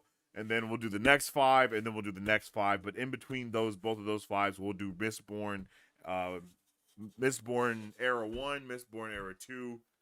I think that sounds like a good idea. We might be able to read multiple books at one time. I think that's what I might end up doing, but it depends on how much time your boy got on his hands. So we'll really see what's going on there. Moiraine's POV is absolutely amazing. I love Moiraine. I love Moiraine so much, I love that I love Moiraine, but I hate that I love Moiraine. It's one of those types of relationships because Moiraine be tripping. Moiraine be tripping so much so, actually, in fact, that in her own POV, in her own mind, in her own head, she don't even be saying stuff. You know what I'm saying? It's like she talks to herself as if someone could be reading her mind at any moment. It's like she never knows she never knows what's happening, and she has to almost keep things so surface level that they just kind of you know, that they just kind of skim past in a way, even though she's going super deep into all of them. But it's like she doesn't allow her mind to trail into how deep the thing is. She just kind of, like I said, just hits things surface level and just like da da da da da da, you know. And I really enjoy that. Like I enjoy that oh so much, so much oh so like. And we also find out through Moiraine's POV that Lan has been kind of distancing himself from Moiraine, especially because we find out here that Nynaeve has essentially like kind of bonded herself to um, Lan in a way. And it's like, that's interesting, you know? And I love that Moiraine says she cannot have him until I'm done, like until I'm dead. Basically, she's like, until I'm in the ground, he's gonna be my warder. Which I totally get. But right here, she gave me a little Lanfear vibes, right? Like how Lanfear is with Elaine. You know, like how she was feeling about her, like, oh, I see someone has sunk their teeth into you, basically. Like, you've been marked by someone, no matter, you're still mine. Like, that's kind of the vibe that I got from that, you know? It's definitely the vibe. It's definitely the vibe that was going on there. But here we also realize that Moiraine indeed does know all. Like, Moiraine knows everything almost. Like, Moiraine knows so much stuff, it baffled me.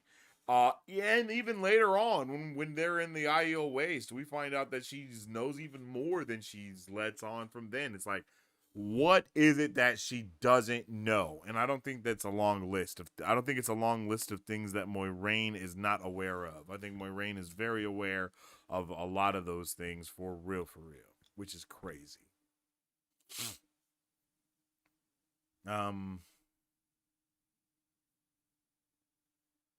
And then I did not realize how heavy it was that Rand had a calendar until like right now.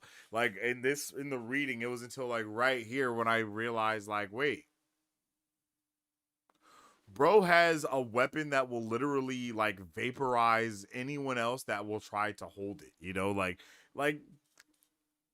that's a pretty big deal. You know what I mean? Like, bro is holding the lightsaber equivalent of Excalibur, you know? Like, and it's like, whoa. It's like Mjolnir lightsaber Excalibur. You know, Excalibur. No. Mjorn. Nah. Mjorn Caliber? Mjorn Caliber saber. There you go. You know? A near caliber saber. That actually sounds cool. A near caliber. Woo-hoo. Whoa, I'm cooking right now. My brain is thinking about everything right this second. Near caliber. That sounds like something, and we're going to put that in something. Near caliber. Yeah, buddy. I like that a lot. That's going in something. What? Who knows? But yeah, she's like on it, bro. She's on it. She knows what's going on. Rand having Calendar is like not a joke at all. Like, bro is the chosen one, and he just kind of swinging the sword around. Not swinging it around, but he's just kind of like chilling with it, not really caring about it. And then, like, right as I realize how serious Calendar is, y'all know what this dude. You all know what this dude did. And then we also hear about Altama or Altama, yeah, who is the one that Tom broke up the marriage between, you know, like, whoa, there's so much stuff going on here.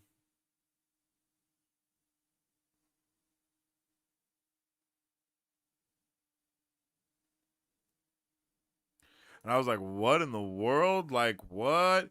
Like, bruh. Yeah, Moiraine needed Tom gone to keep Rand under her finger, which is wild. Again, did not expect that to happen, yo. I'm not expecting any of these things that are going down. I was like, what? I was like, I knew that, but we knew that because that's what Tom thought, but we didn't know it because from Moiraine's POV. But we know it now to be true because it's like, no, yeah, Moiraine definitely got rid of him, and she says it. She's like, all right, good thing I got rid of that Tom guy, so now I can have Rand all under my finger, basically. And I was just like, damn, bro. I was like, okay, Moiraine really is. You know, like Moiraine is really into everything, and I was not prepared for that at all. Now I want more caliber saber, bro. That it sounds amazing, right? The Muir caliber saber sounds crazy. Near caliber sounds crazy. The Muir saber, caliber saber, all of those words in some type of conjunction together sounds nice. And then we find out that Moiraine knows Fael's secret. She's like, I'll have to reveal the secret if Fael starts trying to with Perrin. And I was like, what? What's going on here? And I literally put Moiraine knows Fael's secrets. She knows everyone's secrets. What's happening? What's going on? And that is legit how I feel. Like, what's going on? Why does she know all this stuff? Why is she just like, she has so many spies, and all of her spies are all like, they're spies among spies, and it's like, damn. Oh, and then we also find out that Matt basically is ducking and dodging all of her like people that she has watching him. Like, whoever is watching Matt can never keep their eyes on Matt ever at all. And then whenever they try to watch the Aiel, one of the dudes went missing, and then one of the girls was strung off a cliff for trying to follow them and dig up dirt. Absolutely hilarious. Absolutely hilarious. There's nothing else I could say about that other than that is absolutely hilarious, bro. Like, had me rolling. Like, had me rolling. I was like, oh my goodness, bro. He disappeared. Like, that is insane. You know, like, that's crazy. So crazy. But then Rand, of course, Rand is Timothy Johnson, and he pulls up with 100 Aiel just walking through the stone, like, walking through the stone with the Aiel by his side. You feel me? Like, like that. It is just diabolical. Was not prepared. That was dumb. If not for the same reasons. He stepped forward hesitantly, a lean, hard man, but so frightened that the whites of his eyes showed all the way around. "My lord dragon!" He stopped, swallowed, and began again in a marginally stronger voice. "My lord dragon, intervening in a civil war is stepping into a bog. A dozen factions contend for the Sun Throne, with as many shifting alliances, each one betrayed every day. Besides that, bandits infest Cairhien as fleas on a wild boar. Starving peasants have stripped the land bare. I am reliably informed that they eat bark and leaves. My lord dragon, a quagmire barely begins to describe—" Rand cut him off. "You do not want to extend Tyr's sway all the way to Kinslayer's dagger, Malin? That is all right. I know who I mean to sit on the Sun Throne. You do not go to conquer, Malin, but to restore order and peace, and to feed the hungry. There is more grain in the granaries now than Tyr could sell, and the farmers will harvest as much more this year. Unless you disobey me. Wagons will carry it north behind the armies, and those peasants will not have to eat bark any longer, my lord Malin." The tall High Lord opened his mouth again, and Rand swung Callandor down, grounding its crystal point in front of him. "You have a question, Malin?" Shaking his head, Malin backed into the crowd as though trying to hide. "I knew he would not start a war," Egwene said fiercely. "I knew it." "You think there will be less killing in this?" Moraine muttered. What was the boy up to? At least he was not running off to save his village while the Forsaken had their way with the rest of the world. "The corpses will be piled as high, girl. You will not know the difference between this and a war." Attacking Ilian and Samael would have gained him time, even if it grew into a stalemate. Time to learn his power, and perhaps to bring down one of his strongest enemies to cow the rest. Literally, though. What did he gain by this? Peace for the land of her birth? Starving Kyrian fed? She would have applauded another time. It was laudably humane, and utterly senseless now. Useless bloodshed rather than confronting an enemy who would destroy him given the slightest opening. Why? Lanfear. What had Lanfear said to him? What had she done? The possibilities chilled Moraine's heart. Rand would take closer watching than ever now. She would not allow him to turn to the shadow. Ah, yes, Rand said, as if just remembering something. Soldiers don't know much about feeding hungry people, do they?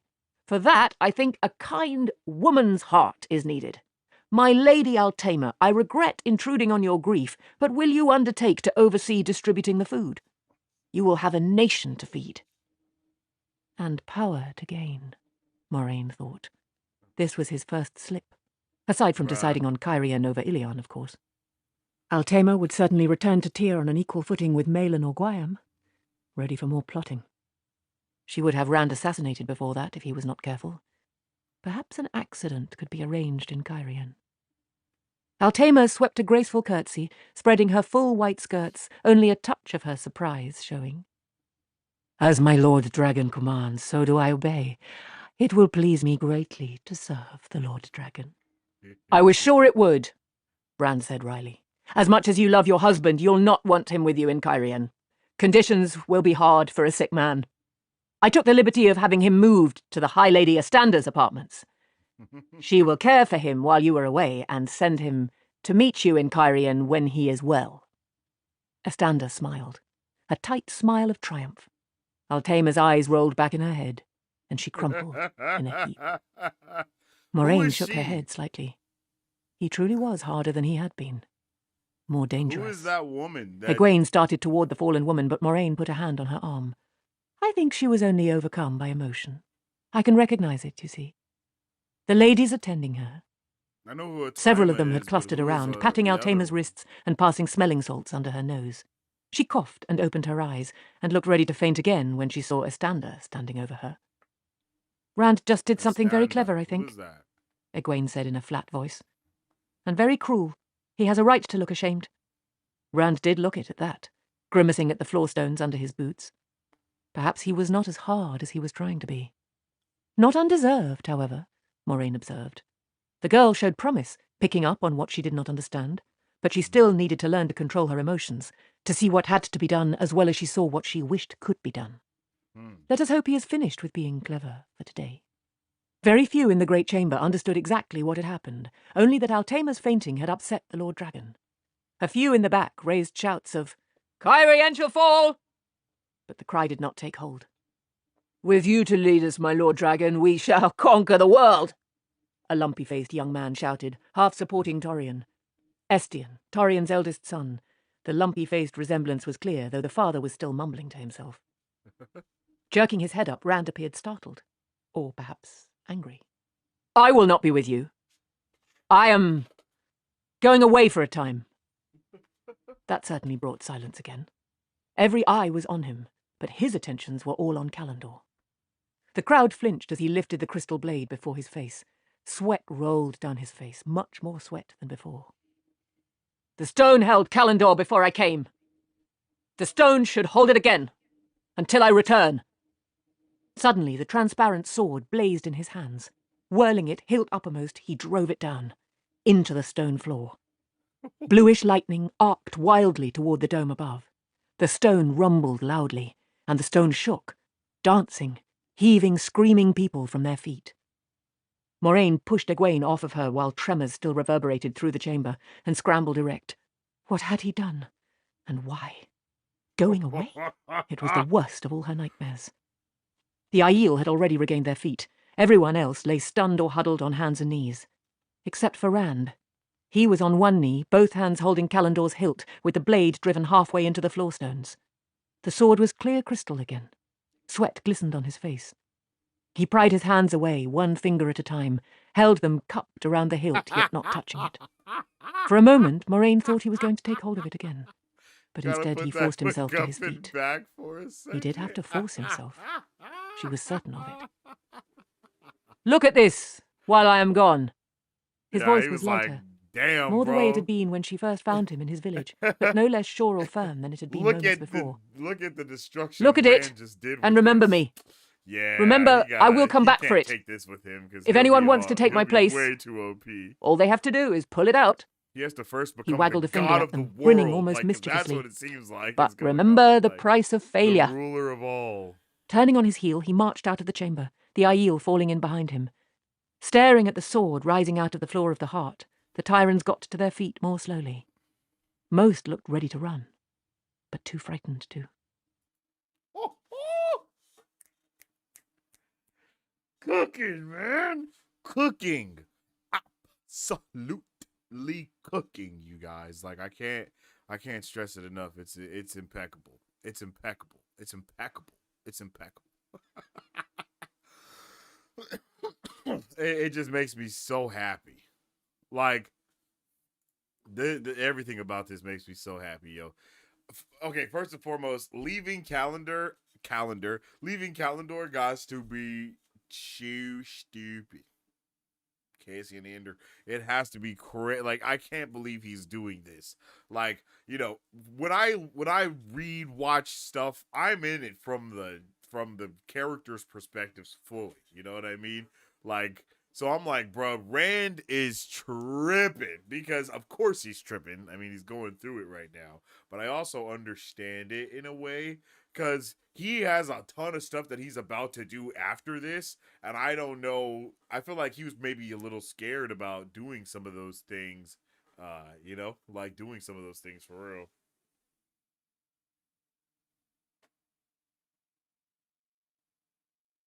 What? I just got the craziest freaking. Yeah, that was wild. That was wild. That's just wild. But he like freaking cast a spell. What?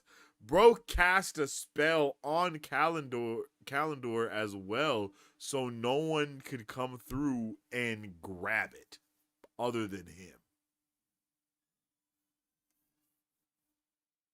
Like bro is on demon time. But he's not on demon time, he's on dragon time, I guess. And he is doing it, bro. He's doing the damn thing, and I love it. I love it so much. I can't even express it enough. It's so lit. It is so lit, the things that are going on right now, bro. I love it, man.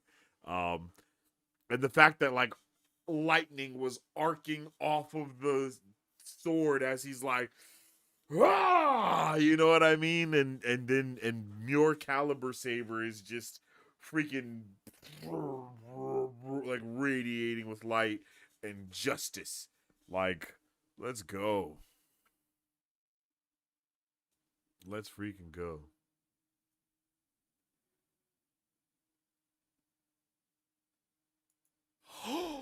Oh shit, LBF.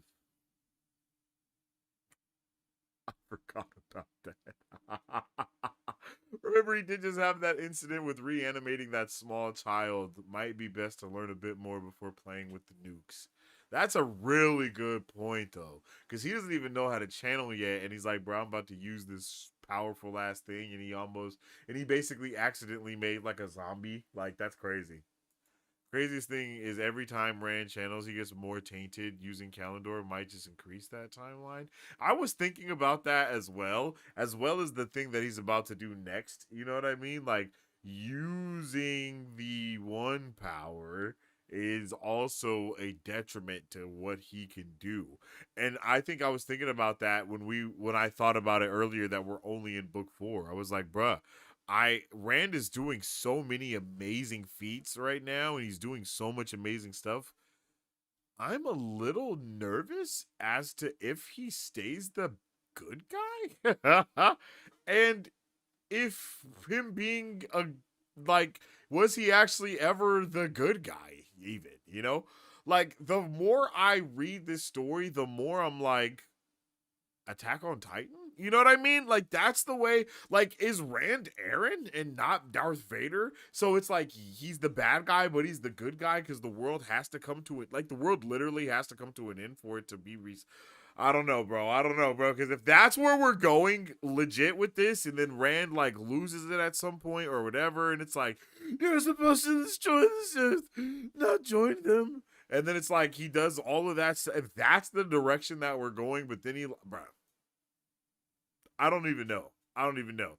Because this Rand, I will say, show Rand felt way more tainted than book Rand does at this point. Like 3 books in, 3 seasons in, show Rand feels way more tainted than book Rand does. I mean, even with his weaves and everything, right? You can literally see the taint on it when he's every time he channels. Every single time he channels, you can see that happening, right? So it's like it seems like he's losing it a little bit more there than he is here. So it's like on one hand, Moiraine is tripping, but then on the other hand, Moiraine did just see him like try to reanimate that thing, that poor girl, and then also she saw him wipe out an entire city filled with Trollocs. Like, that's quite a bit of stuff going on there. You know what I mean? That is quite a bit of things happening simultaneously.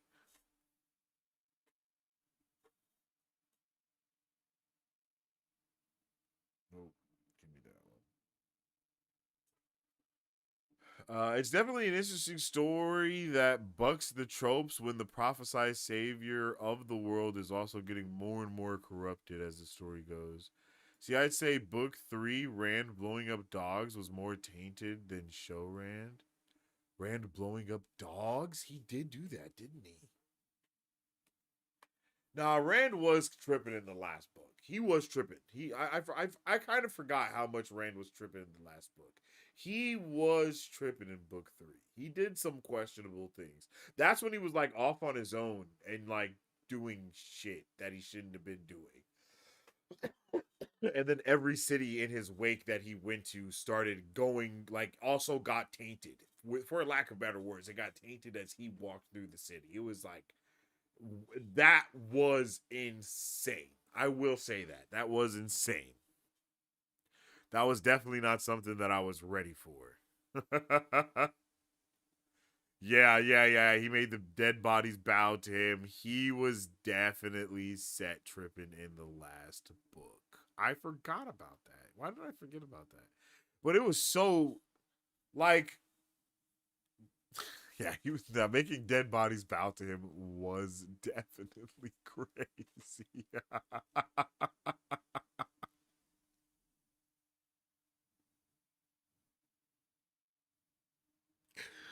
Okay, yeah, bro. You're right. Rand was on Demon Time, but I think in the show it's different as well because he's following Lanfear 100%. Like, and I think we also know like Selene is Lanfear earlier on in the show. So I mean, but in the book, I mean, it's almost obvious that she's evil. He finds her in like the dark dimension, basically surrounded by hellhounds that are like beckoning, like listening to her. He thinks he saves her, and then they like, yeah. It was just crazy. That was crazy. I couldn't believe it. Rand was tweaking. Um, yeah, yeah. You're right. Rand was tweaking. He was definitely tweaking.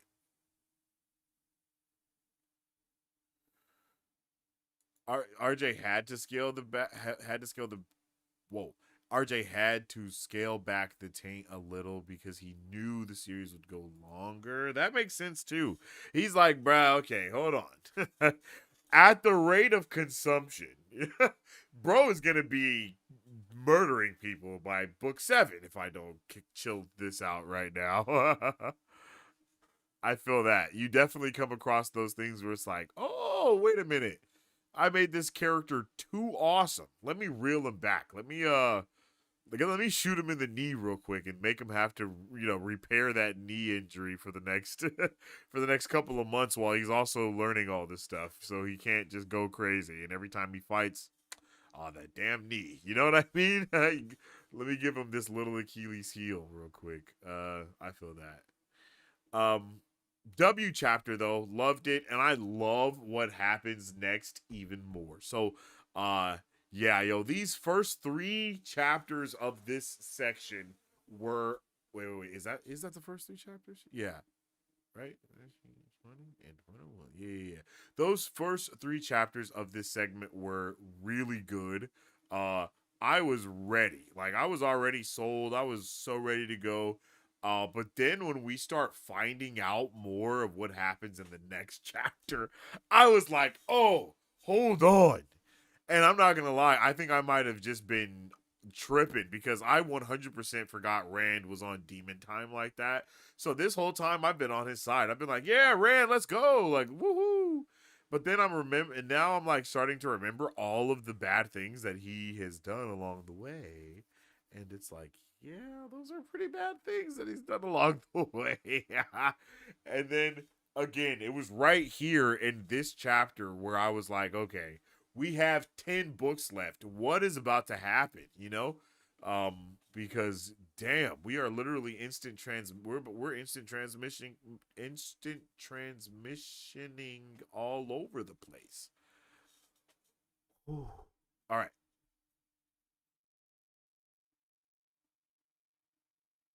Let's get it. Let's get it. Let's get it. Let's get it. Let's get it.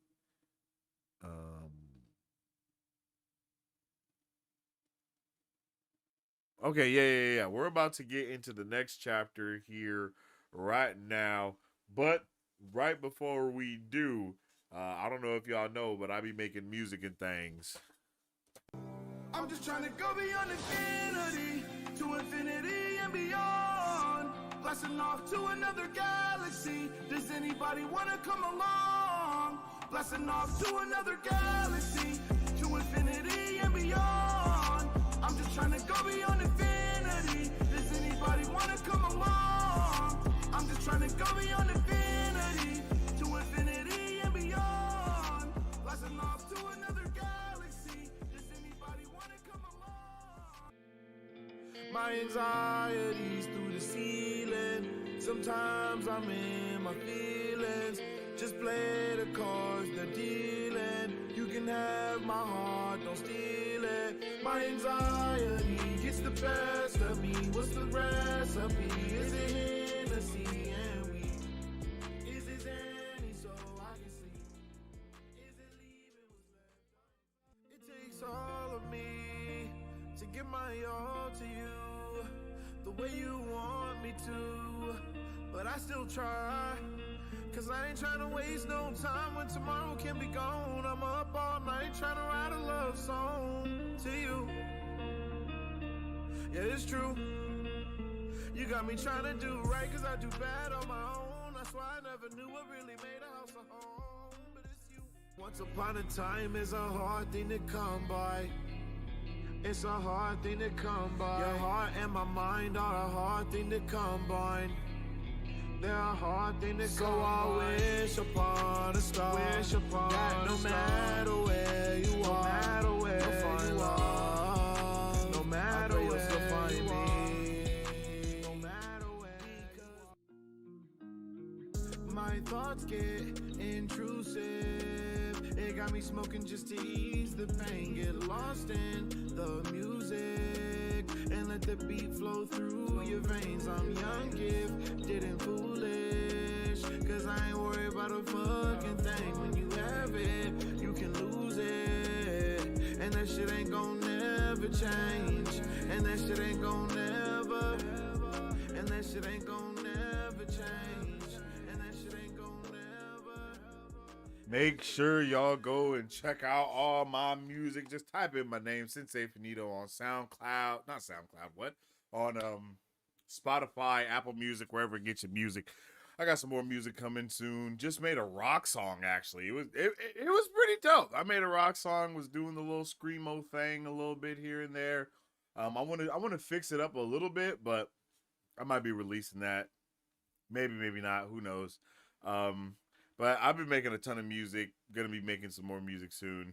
Appreciate all the support there as well. Okay. All right, beautiful ladies and gentlemen and ladies. I hope you guys are ready because I'm ready. Let's get into this next portion. Let's get into this next half of our reading tonight as we start with, Chapter 22. Out of the Stone.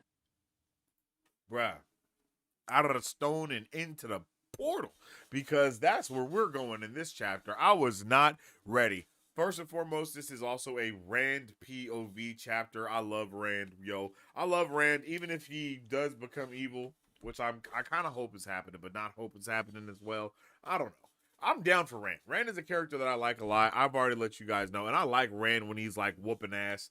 It's actually so badass that he made those dudes, like those dead dudes, bow to him. That was insane. I'm not gonna lie, that's insane. That's like that's raw, bro. Like that is so raw. But this was I loved this one. Like I really did. This chapter was solid, bro. It really was, because I was not ready for it. First and foremost, I had no idea what we were doing. And it seems like no one knew what we were doing, including Rand. Maybe Rand knew a little bit of what he was doing, but it's like he didn't really, like he didn't really know what was going on. But he really acted like he did. Like he definitely acted like he did. You know what I'm saying? Like that's one thing that for sure happened, was him acting like he knew what he was doing. But he did not. He just definitely hoped and prayed that he did. He was like, please let this all work. And luckily it did. That's bam.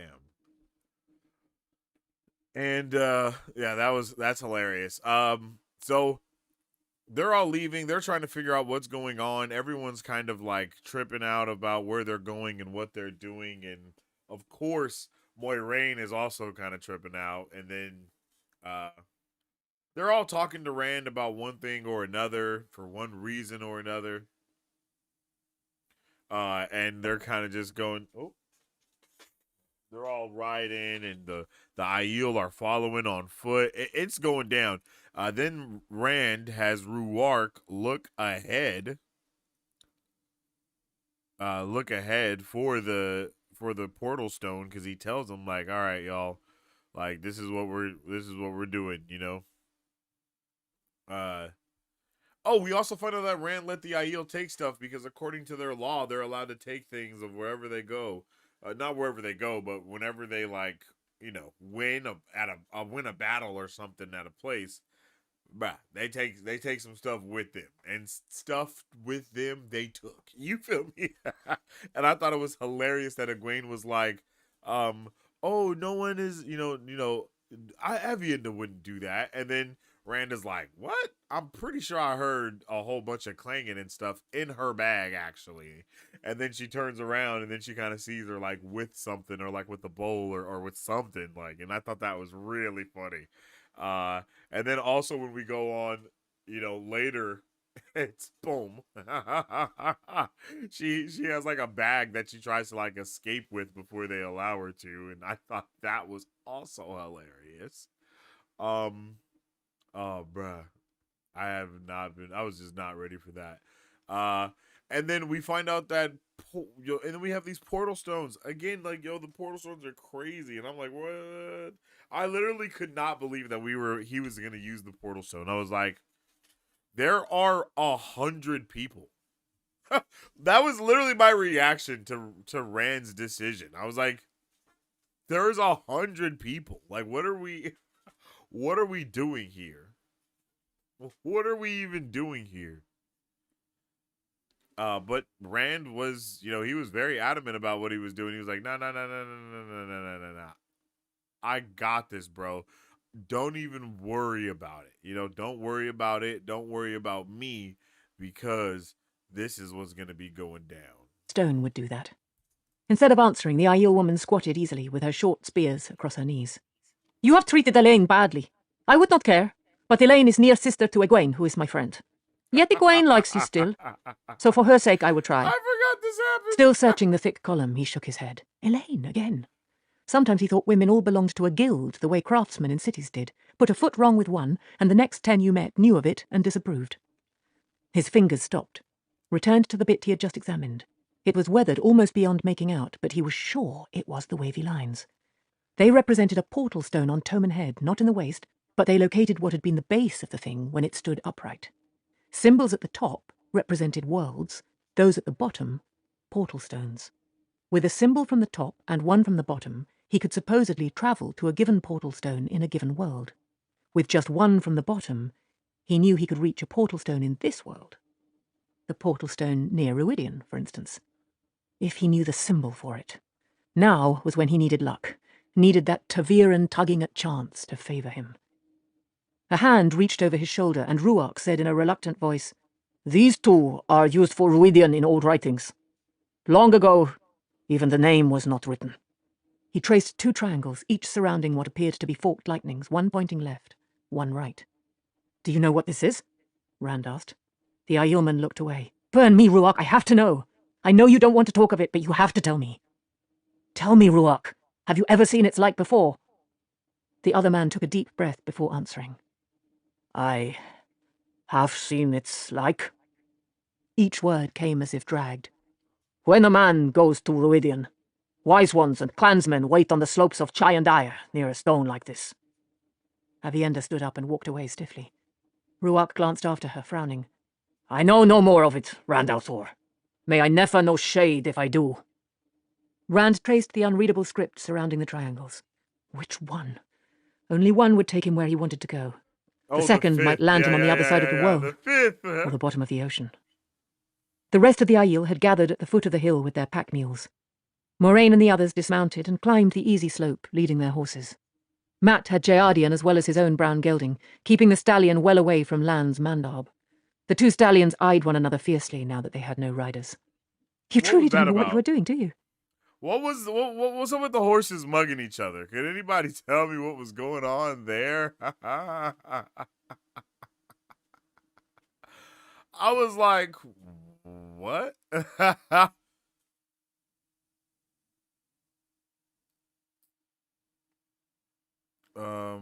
Like, what's going on here?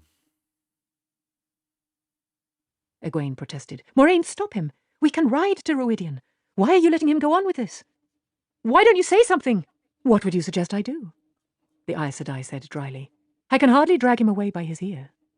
We may be about to see how useful dreaming really is." "Dreaming?" Egwene said sharply. "What does dreaming have to do with this? Will you two be quiet?" Rand made himself sound patient. "I am trying to decide." Egwene stared at him indignantly. Moraine showed no emotion at all, but she watched intently. "Do we have to do it this way?" Matt said. "What do you have against riding?" Rand only looked at him, and he shrugged uncomfortably.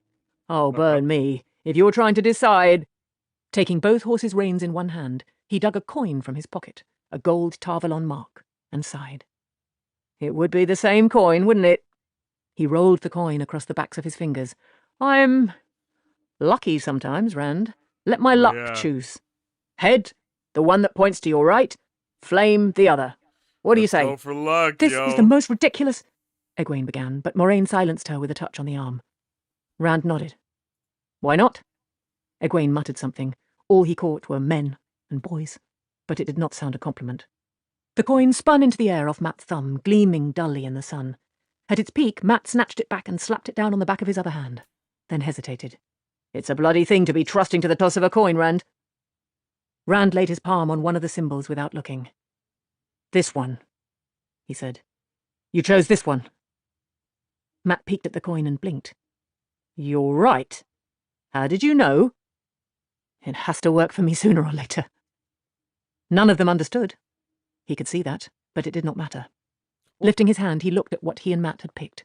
The triangle pointed left. The sun had slid down from its apex.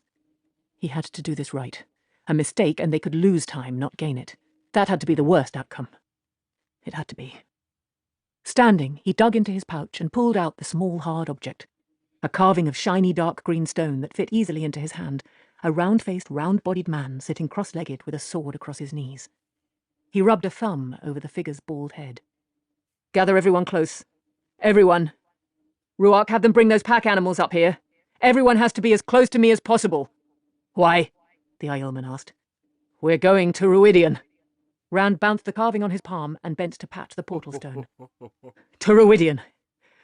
Right now. Ruark gave him a long, flat look, then straightened, already calling to the other Aiel. Moraine took a step closer up the grassy slope. What is that? She asked curiously. An Angreal. Bro has an Angreal. I can't believe it, yo. What is Rand up to? What is he on? I am so taken aback by here. I love that we choose to use a coin toss to figure out where we're gonna go, and then Rand also knows what the coin is on, so it kind of made me be like, what's up with that? But I still love that it was going, like, we let luck decide. Like, letting luck decide for these guys has to be the best thing that they could possibly do because they're Taviran, and you have to let spooky Taviran shit get real if you want it to. You know what I mean? Like, it has to get real.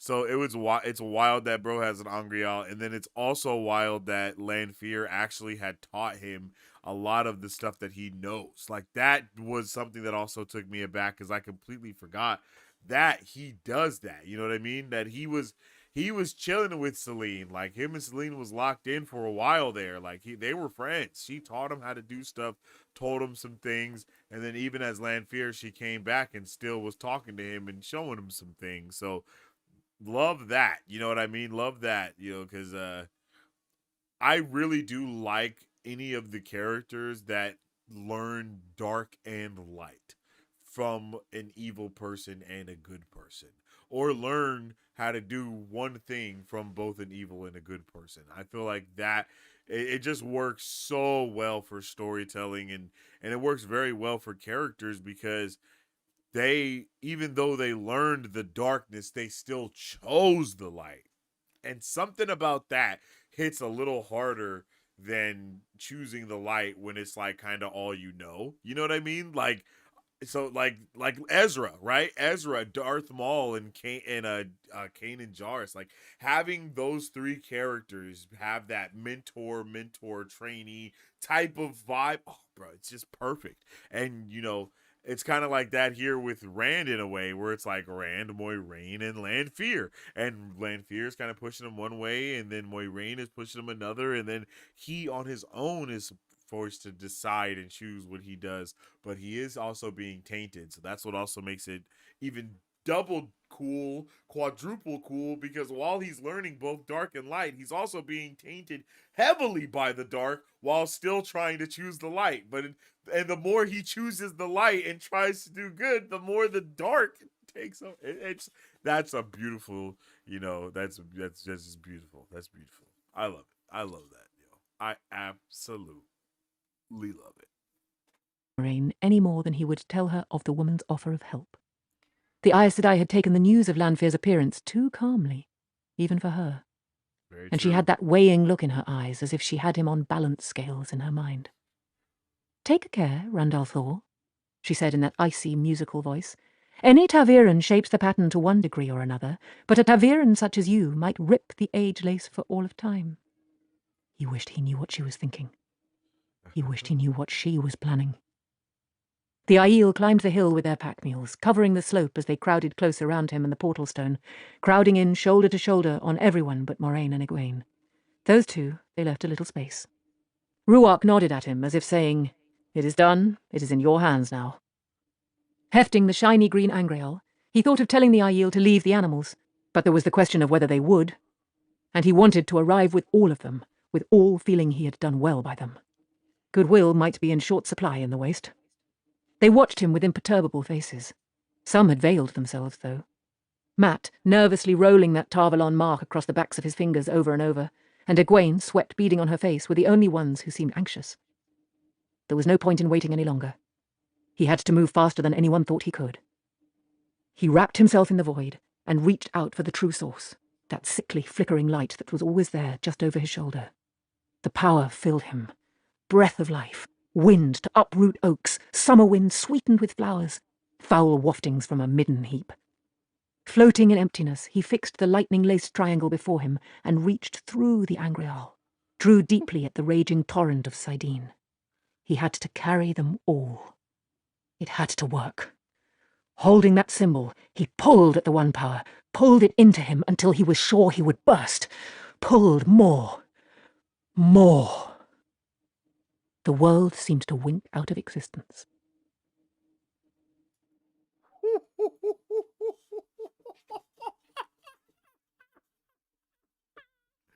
Yo. Holy moly, doly, roly, poly, oly, foley, cannoli, bro. It's going down. It's going down. It is going down, yo. I don't think we're going to wait off of this one. We're just going to go straight into chapter 23 because it's going down, yo. So like I said, we're just going straight into Chapter 23. Beyond the Stone. Egwene stumbled, flinging her arms around Mist's neck as the ground tilted under her feet. All about her, Aiel contended with braying, sliding Yo, pack what's up with mules the on a steep, Cuphead? rocky slope where Appreciate you, nothing dude. grew. Heat, remembered from Tellar and I Riode, don't hammered think her. we're going to be playing The air shimmered before her theater eyes. The simulator ground game burned her feet today. through the soles of her shoes. Her skin prickled painfully for a moment, then sweat gushed from every pore. It only dampened her dress, and the sweat seemed to evaporate immediately. The struggling mules and tall Aiel nearly hid the surroundings from her, but she saw a bit in flashes between them. A thick grey stone column angled out of the ground not 3 paces from her, scoured by wind-blown sand until there was no telling whether it had ever been twin to the portal stone in Tyr. Rugged, slab-sided mountains that looked carved by a mad giant's axe, broiled beneath a blazing sun in a cloudless sky. Yet in the centre of the long barren valley far below, a mass of dense fog hung, billowing like clouds. That scalding sun should surely have burned it off in moments, but the fog rolled untouched. And out of that roiling grey stuck the tops of towers, some spired, some ending abruptly as though the masons still worked. He was right, she murmured to herself. A city in clouds. Clutching his gelding's bridle, Matt was staring around wide-eyed. "We made it!" He laughed at her. "We made it, Egwene, and without any... Oh, burn me! We made it!" He tugged open his shirt laces at the neck. "Light, it's hot! Yo. Burn me for true!" Abruptly, she realized Rand was on his knees, head down, supporting himself with one hand on the ground. Pulling her mare behind her, she pushed through the milling Aiel to him, just as Lan helped him to his feet.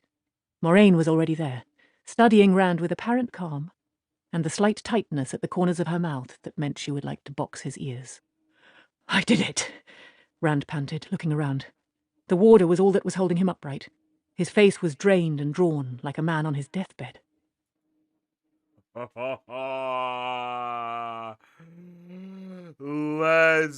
go. I love it, bro. I love it. I love it. I love it. I love it. I love it. I love it. I love it. I love it. I love it. It is insane that we didn't see any stuff like this going on, but I get it. Like, I get why they did. They were like, bro, there's no way that we can get people on board with this in live action. I don't agree. But, I mean, maybe they couldn't, but this is also another reason why I am pro-anime, bro. Pro-anime, baby. Make stuff anime. Because you can get away with stuff like this in anime easily. The suspension of belief it's easy. Easy as cake. Easy as pie, even. Could be even easy as ice cream, but I don't know if it's that easy. You know what I'm saying? I don't know if it's that easy. But we start this with the Eggy POV, and I love it. I love Egwene. She's awesome. Egwene rocks. Until she doesn't sometimes, but she rocks.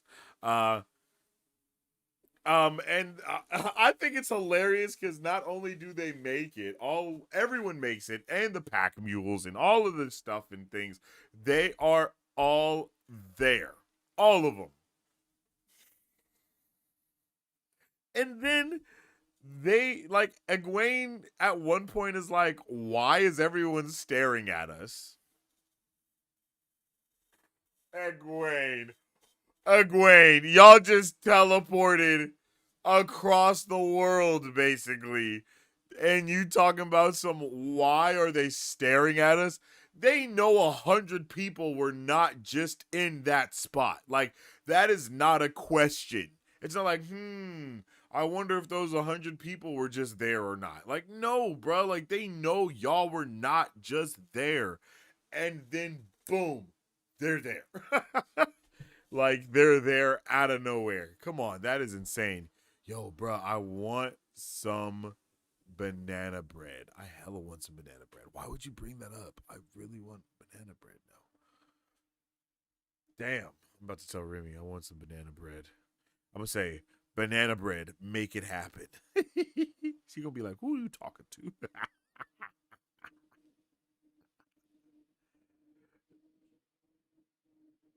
Banana bread, make it happen. Oh my goodness. Wow, bro, and you're gonna rub it in, Thatch. Awesome. Appreciate that. Wow. The disrespect. Lord. But yeah, that's awesome. I think it's hilarious. I think it's hilarious how that all went down. Yeah, the why, yeah. So we made it. I thought that was funny. And then it was wild because the wise ones already knew what was going on. They were like, boom. They pull up and they're like, okay, boom. And then guess what? Moiraine already know. Yo.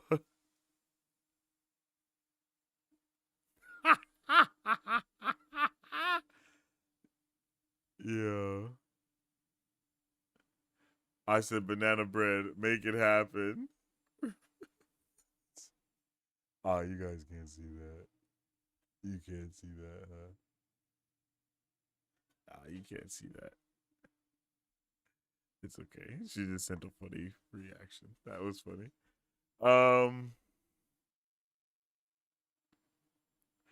Okay, yeah, we pull up. There's 3 encampments there. All the Aiels spread out and go to all their own places and things and do their own stuff. I thought that was cool that everybody kind of dispersed immediately. I really like that.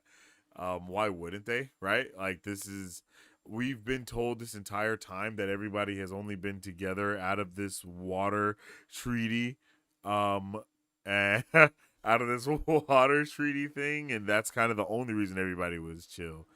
And then this is at this point, I also wrote down in my notes so much. Okay, I wrote, I said, these are how my notes go. Why in the hell wouldn't they be staring? LMAO.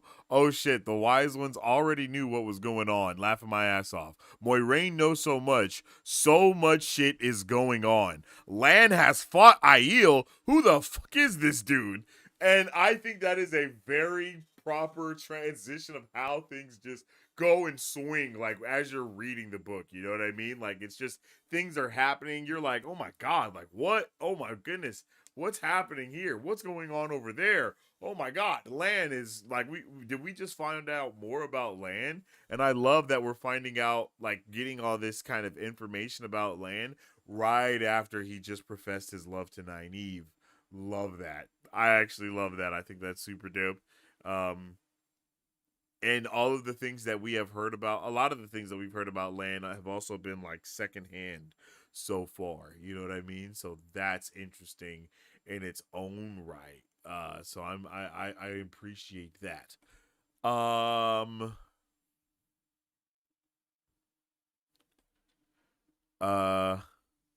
And then like and then a lot of the part from here, we have a lot of the stuff be kind of similar to the show. And it's funny because the show was actually like F the portals. F the portal stones. This is another point where I realized that, because it's like, yo, they literally teleported to the middle of the Aiel waste. Boom. And in the show they were like, nah, bruh, like, we're not gonna have them fast travel.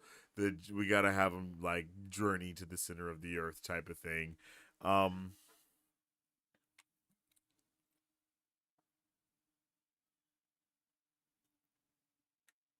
um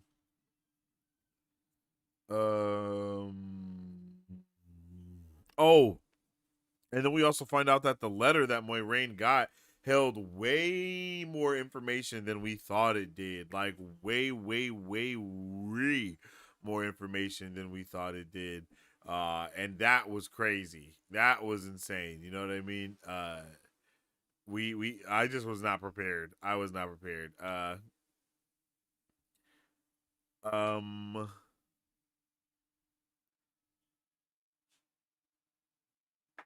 Oh, and then I also loved that in this take on what was happening, Rand does an ancient version of the asking to go to Ruidian instead of like how in the show he did one that was like super it was quote unquote like embarrassing because he was a dude doing the female one, but it's like you know what I mean? It wasn't embarrassing, but like the dude tried to make him like like look at him, what is he doing? He's doing the wrong one and all of that stuff, you know? Like I thought that was pretty interesting that they were showing it in that manner. And then here it's like, oh, he's doing an ancient one, you know, And I was like, okay, that's cool, and I like that a lot.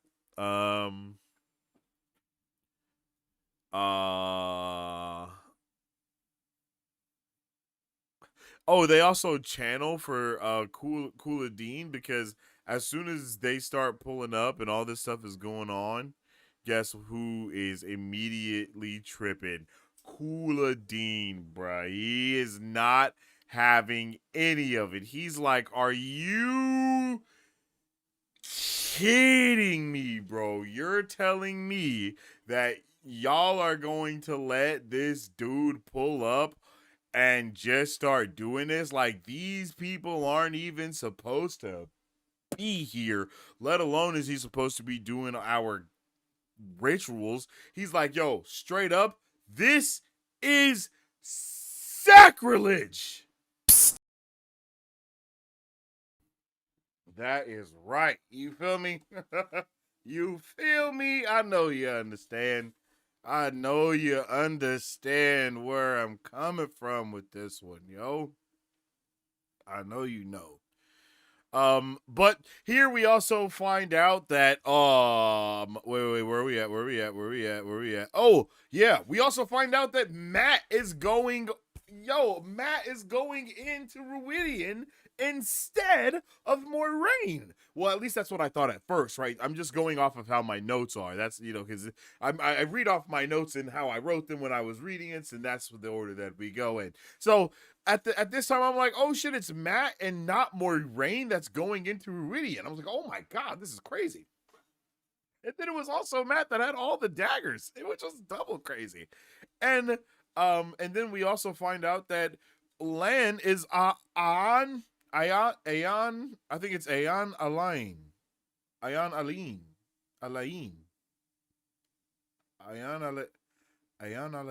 Something like that. And I'm like, bro, what? I'm like, bro, again, there is so many things going on at one time, so many levels, so many, you know, so many just, I'm like, bro, what's going on right now? You know what I mean? Like, bruh. And then I was like, bro, holy shit, what's happening right now? This is, and then the next thing that I wrote was, this is so much better. I don't remember what that was in direct reference to, but I think it was in reference to, it was our boy Matt going in, and Matt and Rand are together. Like, I love Matt and Rand together, and I loved this To stop, because we got to see that. looked at the women, then took 2 more from each boot top. Oh. I forgot them, and laid it at Amis's feet. Then and some return mad. You may carry neither food nor water, in remembrance of our wanderings after the breaking. You must go to Ruidian unarmed, save with your hands and your own heart, to honour the Jinn. If you have weapons, place them on the ground before us. They will be here for you when you return. If you return. Rand unsheathed his belt knife and laid it at Amis's feet, then after a moment added the greenstone carving of the round little man. That is the best I can do, he said. Matt began with his belt knife and kept right on, pulling knives from his sleeves and under his coat, even one from down the back of his neck, fashioning a pile that seemed to impress even the Aiel women. He made as if to stop, looked at the women, then took 2 more from each boot top. I forgot them, he said with a grin and shrug. The Wise One's unblinking looks wiped his grin away. They are pledged to Ruidian, Amis said formally, looking over the men's heads, and the other three responded together. Ruidian belongs to the dead. They may not speak to the living until they return, she intoned, and again the others answered. The dead do not speak to the living. We do not see them until they stand among the living once more. Amis drew her shawl across her eyes, and one by one the other three did the same. Faces hidden, they spoke in unison. Be gone from among the living, and do not haunt us with memories of what is lost. Speak not of what the dead see. Silent then they stood there, holding their shawls up, waiting. Rand and Matt looked at one another. Egwene wanted to go to them, to speak to them. They wore the fixed, too steady faces of men who did not want anyone to know they were uneasy or afraid. But that might break the ceremony. Finally, Matt barked a laugh. Well, I suppose the dead can talk to each other, at least. I wonder if this counts for... No matter. Do you suppose it's all right if we ride? I don't think so, Rand said. I think we have to walk. I'll burn my aching feet. We might as well get on with it then. It'll take half the afternoon just to get there, if we're lucky. Rand gave Egwene a reassuring smile as they started down the mountain, as if to convince her there was no danger. Nothing untoward. Matt's grin was the sort he wore when doing something particularly foolish, like trying to dance on the peak of a roof. You aren't going to do anything crazy, are you? Matt said. I mean to come back alive. So do I, Rand replied. So do I. Let's go already, bro. This is just it's so good. It is just so good. I absolutely love it. I will say it is insane that the show has changed major shit. Like there are major shifts to the plot in the show. That it is so interesting how the Wheel of Time show shifts major things that are going on in the book plot, but somehow these things are still happening and it's still progressing the story in like the same manner. It is so interesting how it's like the thing that I can say about it. It's like I see it very similar to how Marvel does things with the MCU, right? Like when the MCU first started off, everybody was like, yo, this is just another universe within all these other universes. So it makes sense as to why things have happened the way that they have. It's like there is a Hulk, but just in this universe, the Hulk, this thing's happened to this Hulk, you know? And there is a Spider-Man, but in the universe, this thing's happened to this Spider-Man. And that is very similar to how this show was for the book. Like they were adapting.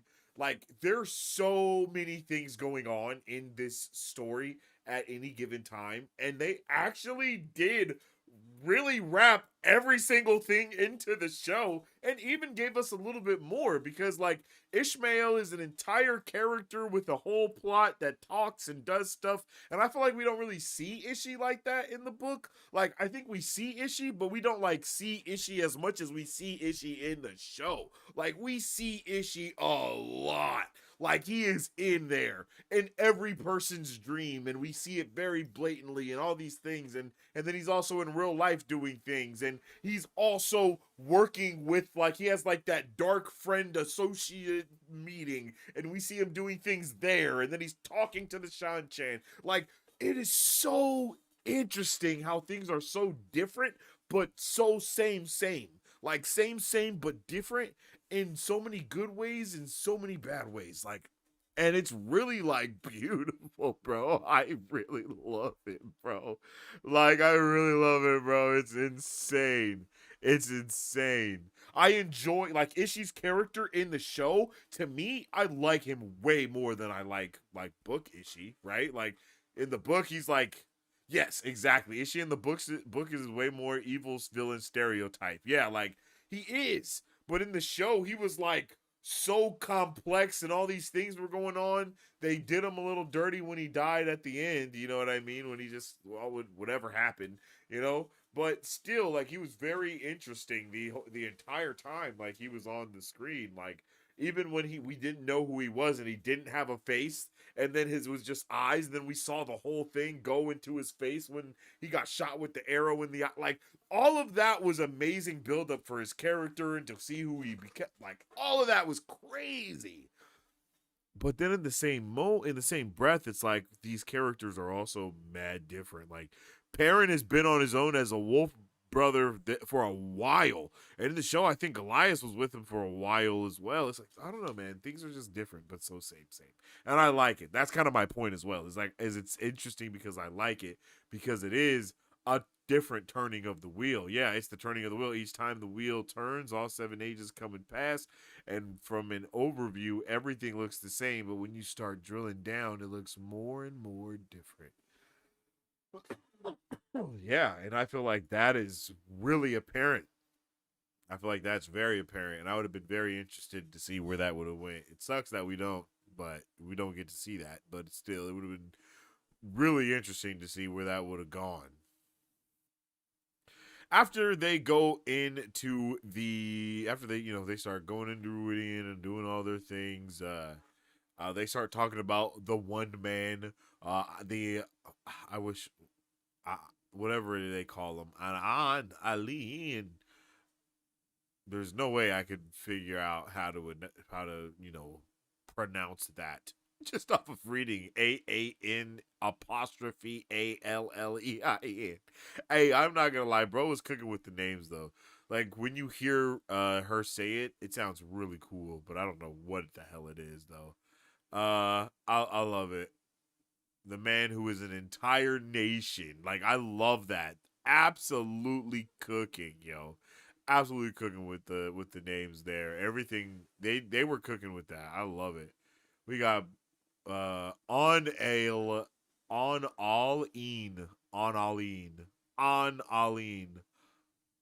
Damn, I feel like Rosamund Pike says it different, but that's probably right though. How in the hell he was? Wait, where was that? Hold on.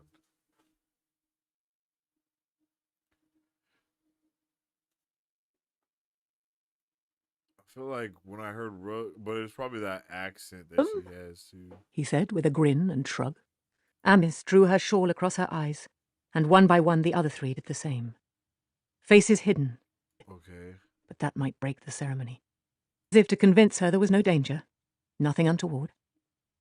Those ones lowered their shawls. Straightening her dress and wishing she were not so sweaty, Egwene climbed the short distance to them, leading Mist.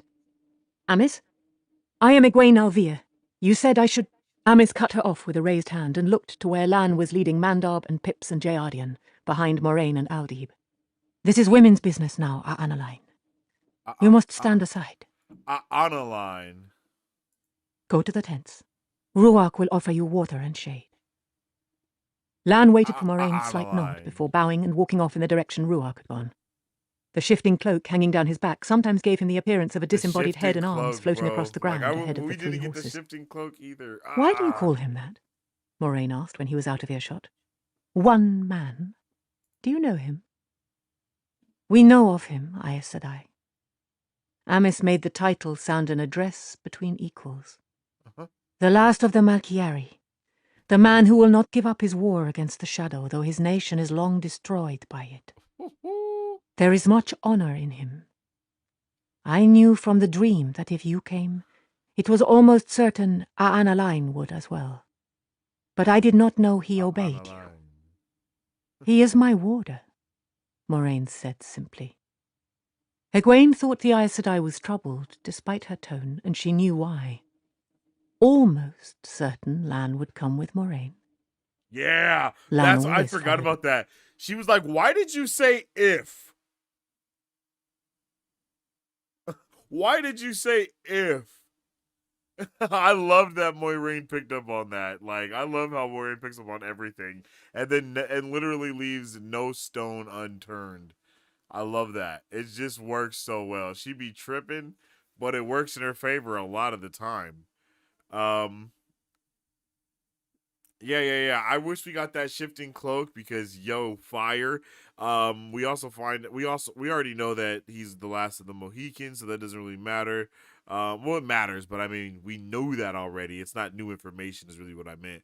Why did they know for sure? Yeah, I even wrote that down. I was like, why didn't they know for sure what Lan and Moiraine were going to do? Like, what was going on there? And then we also find out around here that Avienda can channel as Not well. this stark. When Avienda started to add the sack and the wall hangings to the pile, Sienna took them from her. These you can have back, if you return.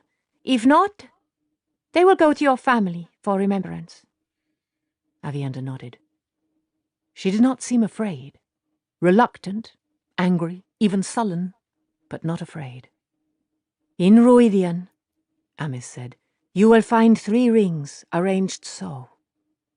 She drew 3 lines in the air, joining together in the middle. Step through any one. You will see your future laid before you again and again in variation. They will not guide you wholly, as is best, for they will fade together as do stories heard long ago. Yet you will remember enough to know some things that must be for you, despised as they may be, and some that must not, cherished hopes that they are.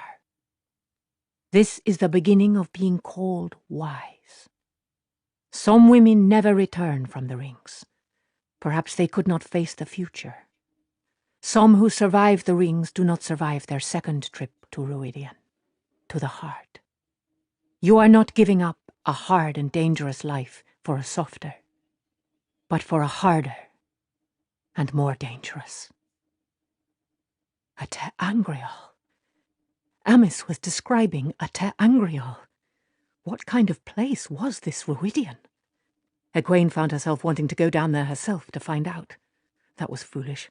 She was not here to take unnecessary risks with Te Angreal she knew nothing about. Melaine cupped Avienda's chin and turned the younger woman's face to her. You have the strength, she said with quiet conviction. A strong mind and a strong heart are your weapons now. But you hold them as surely as you ever held a spear. Remember them, use them, and they will see you through anything.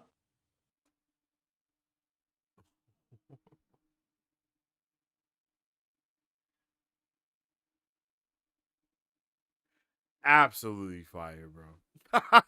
I just love it, man. I love how we get to just find out about so many different areas of all of the stuff here, man. Like, this is another thing that this show was able to tackle, right? Being able to figure out more about the Aiel while it's also Avienda. You know what I mean? Like, Avienda has to go and do all those things. Like, bro, come on. It's crazy. It's crazy how much they're actually cooking with this, man. I like and I know don't get mad at me in the chat when I'm saying there. I mean Jordan, him, how much he's cooking, how much he is cooking him. He is cooking with this like it's crazy. It's crazy. I love it. I love it. I love it. I love it. I love it. Let's see. And I also thought it was very interesting how the Aes Sedai and the Wise Ones test are similar. Like, they go into the thing. There's literally rings that, like, and they went into arches or arcs, or whatever you want to call them, arches. There was, like, 3 arches. There's 3 rings. They got to go into them. They show them something different, and they have to come out.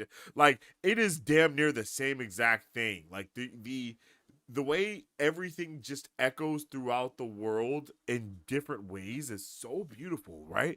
Like, all of these different cultures, all of these different peoples are doing whatever they can to kind of, it seems like, almost explain one thing that everyone is doing together.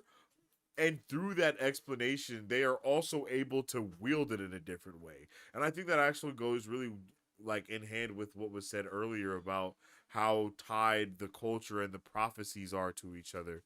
And I feel that, like, that is those things. Yeah, man. It's very interesting, and it makes me really think and wonder about what exactly You know, like what exactly we're going to be getting into once we start blending these things together, right? Because we got these super uber powerful kids that all are learning from all these different people, and they themselves want to learn tons of different stuff as well. And then they're blending everything together, right?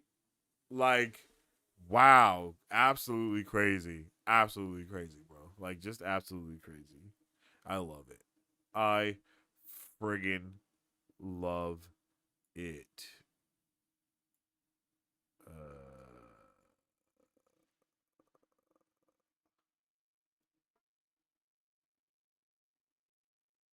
Let's see. Oh, and then we also get the, get the info about the guy Sean. I like that. I like getting the information Herself. about them. Don't they try to escape? I certainly would. To continue, some may not be taken, Gaishan, of course. A wise one, This a was blacksmith, This a was child. hilarious. Wait, In hold the on. dance of spears, the merchant. I once Yeah. spent a month trying to explain Jieto to a wetlander, and at the end she had more questions than at the beginning. Amos nodded. I will stay to the core, if you wish it explained, Moraine. Egwene would as soon have begun talking of dreaming and training, but to her irritation the Aes Sedai said, yes, if you will. With a nod to Moraine, Amos began. I will follow the line of Gaishan simply. In the dance of spears, the most G, honor, is earned by touching an armed enemy without killing or harming in any way. The most honor because it is so difficult, Sienna said, bluish-grey eyes crinkling wryly, and thus so seldom done. The smallest honor comes from killing, Amos continued. A child or a fool can kill. In between is the taking of a captive. I pare it down, you see. There are many degrees.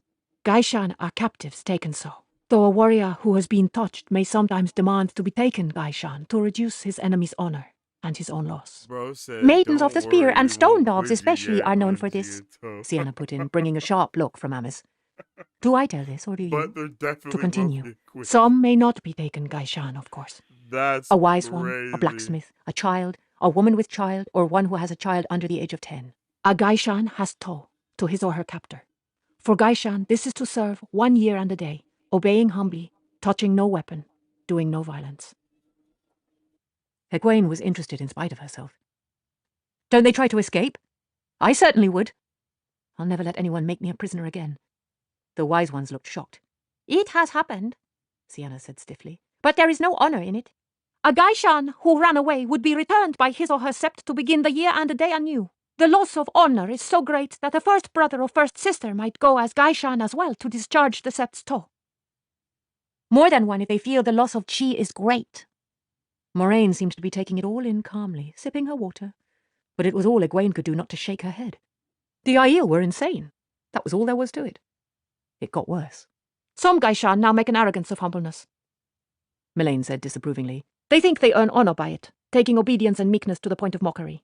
This is a new thing and foolish. It has no part in Jieto. Bear laughed, a startling rich sound compared to her reedy voice. There have always been fools.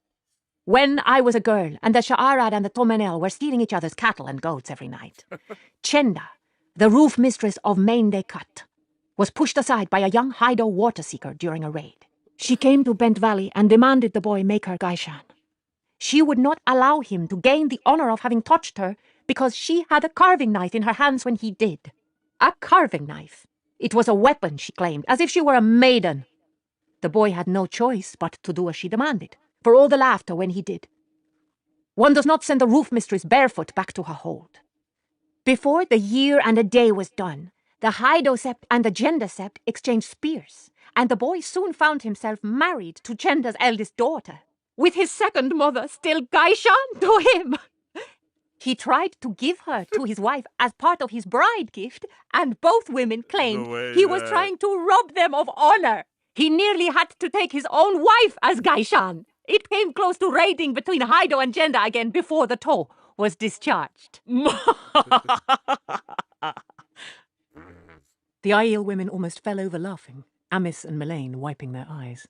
Egwene understood little of the story, certainly not why it was funny. But she managed a polite laugh. I love them.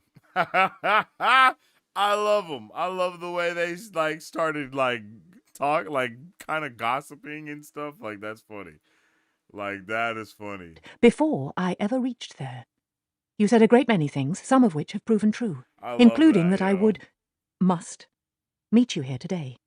You Like, very I nearly really love commanded that. me to be That's pretty here. crazy. Yet earlier you said, if I came. How much of what you wrote did you know to be true?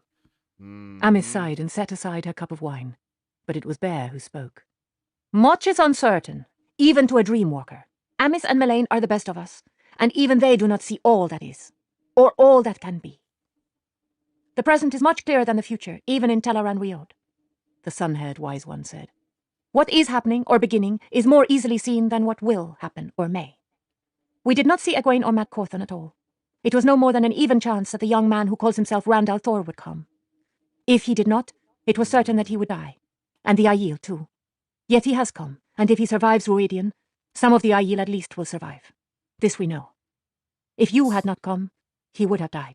If our Anna line had not come, you would have died. If you do not go through the rings...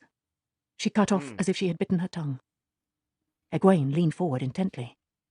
Moraine had to enter Ruidian? But the Aes Sedai appeared to give no notice, and Sienna spoke up quickly to cover Melane's slip. There is no one set path to the future. The pattern makes the finest lace look like coarse-woven sacking, or tangled string. In Teleran Riod, it is possible to see some ways the future may be woven. No more than that. Moraine took a sip of wine. The old tongue is often difficult to translate. Egwene stared at her. Here we go. The old tongue? Here we What about go. the rings? That her angry owl. But Moraine went blithely on. Teleran Riod means the world of dreams, or perhaps the unseen world. Neither is really exact. It is more complex than that. A'an Alain. One man, but also the man who is an entire people. And 2 or 3 other ways to translate it as well. And the words we have taken for common use and never think of their meanings in the old tongue. Warders are called Gaidin, which was brothers to battle. Aes Sedai meant servant of all. And Aiel, dedicated in the old tongue. Stronger than that, it implies an oath written into your bones. I have often wondered what the Aiel are dedicated to. The wise ones' faces had gone to iron, but Moraine continued. And Jen Aiel, the true dedicated, but again stronger. Perhaps the only true dedicated. The only true Aiel? She looked at them questioningly, just as if they did not suddenly have eyes of stone. None of them spoke. What was Moraine doing? Egwene did not intend to allow the Aes Sedai to ruin her chances of learning whatever the wise ones could teach her. Amis, could we talk of dreaming now? Tonight will be time enough, Amis said. But tonight, Egwene. You may be Aes Sedai, but you must become a pupil again. You cannot even go to sleep when you wish yet, or sleep lightly enough to tell what you see before you wake. When the sun begins to set, I will begin to teach you. Ducking her head, Egwene peered under the edge of the tent roof. From that deep shade, the light outside glared piercingly through heat shimmers in the air. The sun stood no more than halfway to the mountain tops. Abruptly, Moraine rose to her knees. Reaching behind her, she began undoing her dress. I presume that I must go as Avienda did, she said, not as a question. Bear gave Melaine a hard stare that the younger woman met only for a moment before dropping her eyes. Sienna said in a resigned voice, You should not have been told. It is done now. Change. One knot of the blood has gone to Ruidian, and now another. Moraine paused. Does that make a difference, that I have been told? Perhaps a great difference, Bear said reluctantly. Perhaps none. We often guide, but we do not tell. When we saw you go to the rings, each time it was you who brought up going, who demanded the right, though you have none of the blood. Now one of us has mentioned it first. Already there are changes from anything we saw. Who can say what they are? And what did you see if I do not go? Bear's wrinkled face was expressionless, but sympathy touched her pale blue eyes. We have told too much already, Moraine. What a dreamwalker sees is what is likely to happen, not what surely will. Those who move with too much knowledge of the future inevitably find disaster. whether from complacency at what they think must come, or in their efforts to change it. Cooking. Yo, how true. How true that is, yo. It is crazy that Rand, Matt, Avienda, and Moiraine all are going into Ruidian. Like, what? What? Absolutely insane, bro. Like, the things that are occurring are crazy. And then we also find out that there are some places that they can't see in Tel'aran'rhiod, like Ruidian or an Ogier setting. Like, what? Why can't they go to the Ogier setting? Like, I need to know what's up with the Ogier. There seems to be a huge mystery surrounding those characters, like that character, like very, very deeply. I'm not gonna lie. And I'm like, bro, what is happening here? Like, what?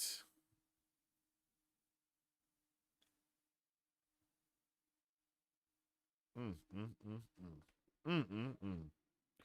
Oh, and then we also get a new quote unlocked. The pattern plants us where it will. Which is wildly fire.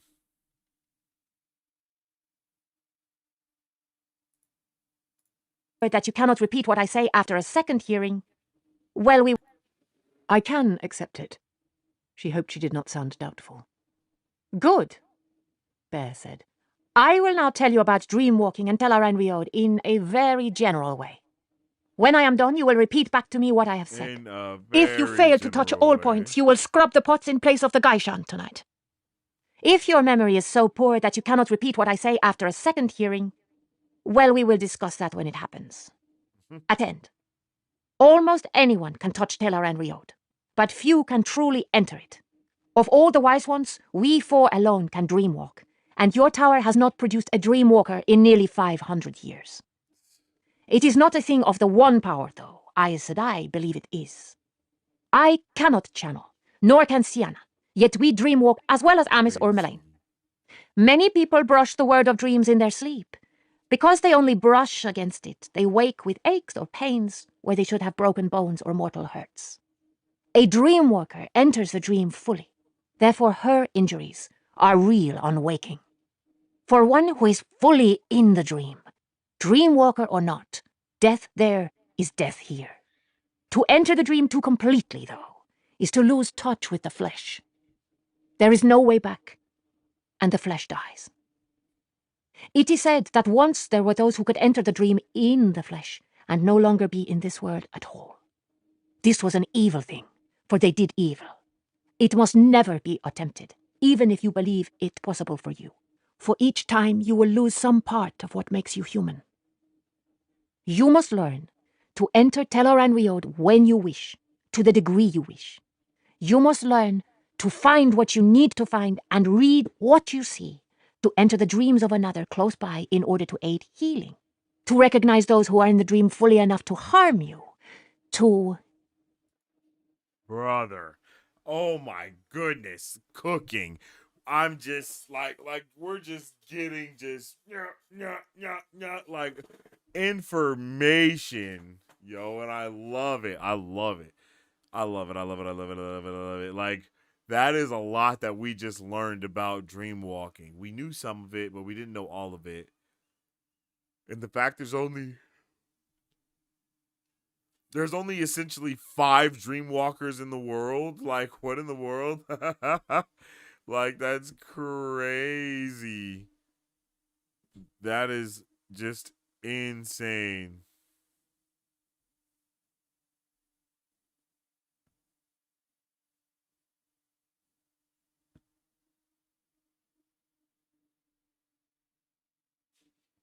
Okay. Yeah, I did not know that. I did not know that. We get a lot of lore right there, and I love it. It definitely feels like they never really told us anything like this in the show. I feel like everything in the book is just obviously it's so much more in depth because you're talking to different people. People are in their head trying to figure things out and and you know there's yeah. So I like it. I like it. This chapter is just fire, yo.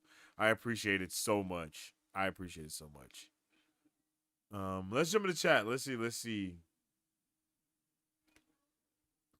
The show's like a different turning of the wheel where all the major tentpole things happen, but how we get there is kind of different.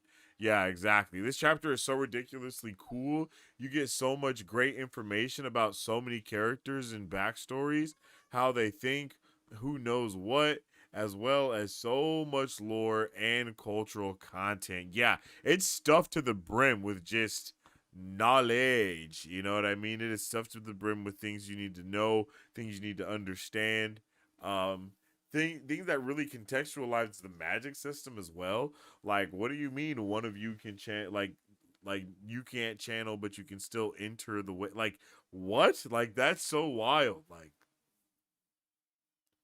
I need to know what's up with the Ogier and why they are so connected to these things as well. Her impressions of her castmates here are incredible. Yeah, she is killing it for real. She does such a good job. Rosamund Pike does such a good job with this, with reading everything, yo. She like kills it. We just showed up in New Orleans and it happened to be Mardi Gras. We're learning a lot. Legitimately.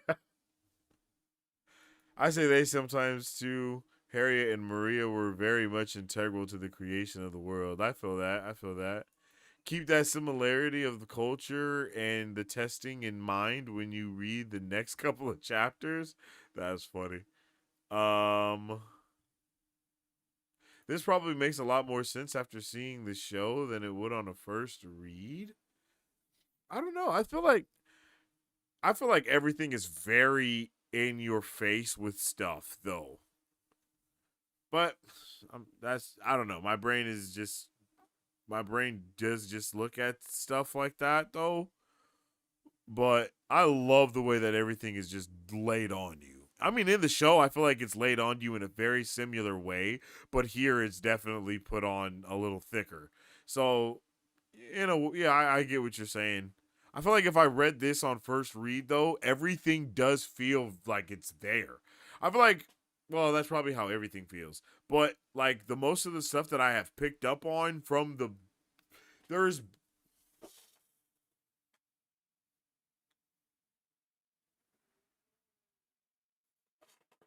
there hasn't been a lot of things in the book so far that I haven't picked up on that I picked up on in the show, if that makes sense. You know, it's like, oh shit, like this is the thing that's that, and like as soon as it drops, it's like, oh my god. But I feel like that's how it was probably for a lot of people. I feel like this writing is so well done that even though you can find out different stuff on the reread, I feel like there are certain things on that first read that a lot of people probably do understand. Just a couple of things.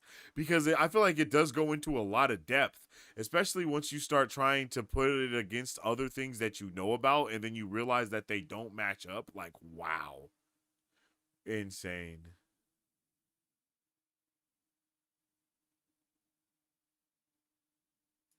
Does the show make you have complacency in what you think must happen, or do you make efforts to change it in the books? No, I've definitely been making changes to what I expect to happen in the books because already a lot of my expectations have been super different from the show. And I mean, we are in the like after this book, really, we don't know what's going to be. I'm not going to know what's going to go on at all because of not reading. The show hasn't gone on past this, so I'm going to be putting a lot of stuff together on my own after this point. After a certain point in this book, probably I'm going to be like, wait, what? Like, or something, because so far, I think I did say that in one of my reactions as well, though, was like, yo, I have been kind of I do know some things that are gonna happen because of the show, and then I think right after I said that, boom, the red door showed up in Ruidian, and I was like, oh, I don't know shit. You know what I mean? Like, I don't know anything, bro. Like, I don't know nothing, bro. So yeah, like I really did not hold back after this. You know what I mean? After this chapter, like once I really read this chapter, I was like, oh, bro, yeah, yeah. Like even though I already knew that from like, of course, when he goes into the red door the first time and all that stuff, like I already knew that things were super different from that, especially because like everything was different, literally. Like they didn't go back to the tower. None of that stuff about the tower was really even there, other than like Min being there. Um, we already did all the gray man stuff, and you know, like Loyal didn't stop the axe. Parent did. Like Fail and them are all together going through the ways, and the dude is with them. Like a lot of things are different, but a lot of things are the same.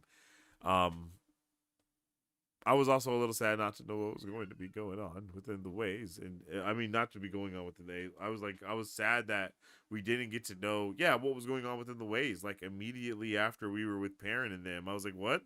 Like we are not gonna talk about Perrin once in this segment. I was like, oh my gosh, this is terrible. But of course, it was fire. It's fire, of course. Like you know, this is a fire segment. Every segment just continues to be more fire. Big shout out to KP for coming through and doing the chapter by chapter,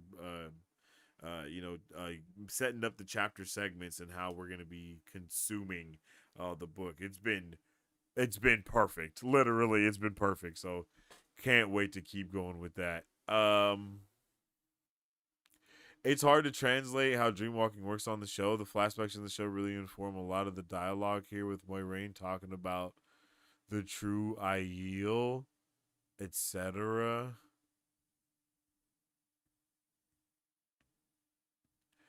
Yes. Yes, that is true, but I also feel like it also is linking to what we were just doing with the sea folk. You know what I mean? Like there is a very clear build up to those things that are I don't even know if the whole vision things happens the same, right? Because in the show there is a vision, but here I don't know if there's a vision at all, right? And I have like once we started going with Matt, I was like, oh my goodness, maybe there isn't a Rand's vision. You know what I mean? So I have been very much on the side of trying to be like, oh, bro, the show does not inform what's going on here at all. I'm like, so I don't know within the like in the next chapter we could be with Rand walking through the things, but I don't know that. You know what I'm saying? So I'm not trying to, figure it out in that type of way either. So but I did think like, that's connected to the sea folk, and then hearing her talk about the true Aiel, they're all in the water, the only thing that did connect to my brain was, oh, the other people, the I didn't even think about their names are like the other ones either. The Tinkers, because that's what their name was in my, like I thought of them as the Tinkers in my head, and I didn't even think about their other name that is similar to the sea folks' real name. You know what I mean? I didn't even click those together. So I just clicked together the sea folk and the other ones instead. Like that's how my thought process has kind of been along the way, because I'm really not trying to let the show kind of dictate what my thought process is for the book. You know what I mean? Like I think I did that a little early on, and it's hard not to compare it to what's going on in the show, obviously, but also doing that allows me to distinct what actually happened in the show and what happened in the book, because sometimes when I'm thinking about what happened, my wires do get crossed, since we are kind of like consuming the show and the book kind of close to each other, right? Like I was kind of blending some things together, and now that I'm able to like see the stark differences and all these things, I'm like, oh yeah, this is what happens in the book. This is what happens in the book. This is what happens in the book. That's freaking awesome.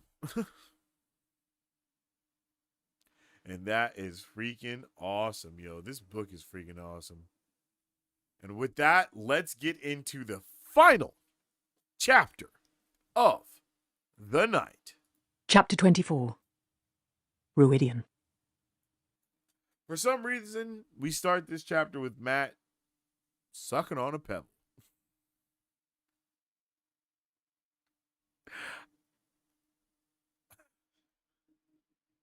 Why? Fantastic question. That's a fantastic question. Why indeed? But this is a Matt POV chapter, which I was not ready for. I thought we were going straight to Rand. Honestly, I thought we were going to be in Rand's POV. Um, Again, this is where I was like, oh, I saw the chapter name was Ruidian. I was like, oh, this is going to be a Rand POV because we're about to go through the things and do the thing that Rand did in the show. Right? And then we start the chapter in Matt's POV, and I was like, oh, I'm an idiot. I don't know what's going on at all. Let me stop trying to act like I do. Yeah. And I was like, okay, this is going to be crazy.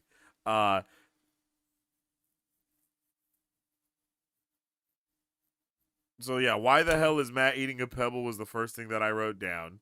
And then the next thing I wrote was it's hilarious that Rand thinks that Matt is like hallucinating Avienda because he definitely was like, oh shit, okay. And I think he was really worried about Matt and was like, all right, I gotta get Matt some water because bro's hallucinating Avienda being butt naked, like running into Ruidian. Like, of course that didn't happen. So let me find where I can get him some water or something.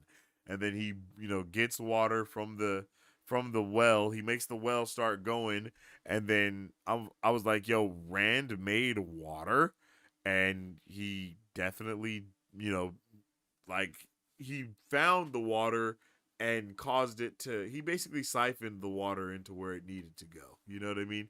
That's what he did.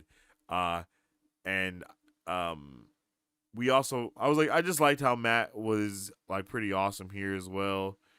And then POV storytelling will really mess you up if you're not paying attention. That's something that I wrote down. Um because I think the POVs is the most confusing thing about these books. For some, could be one of the most confusing things, but I feel like if you're in book 4, you already know what you're in for, right? Because if you think about like how we look from Egwene's POV, and she obviously knows that it was two of the Aes Sedai that channeled and threw Couladin in the air.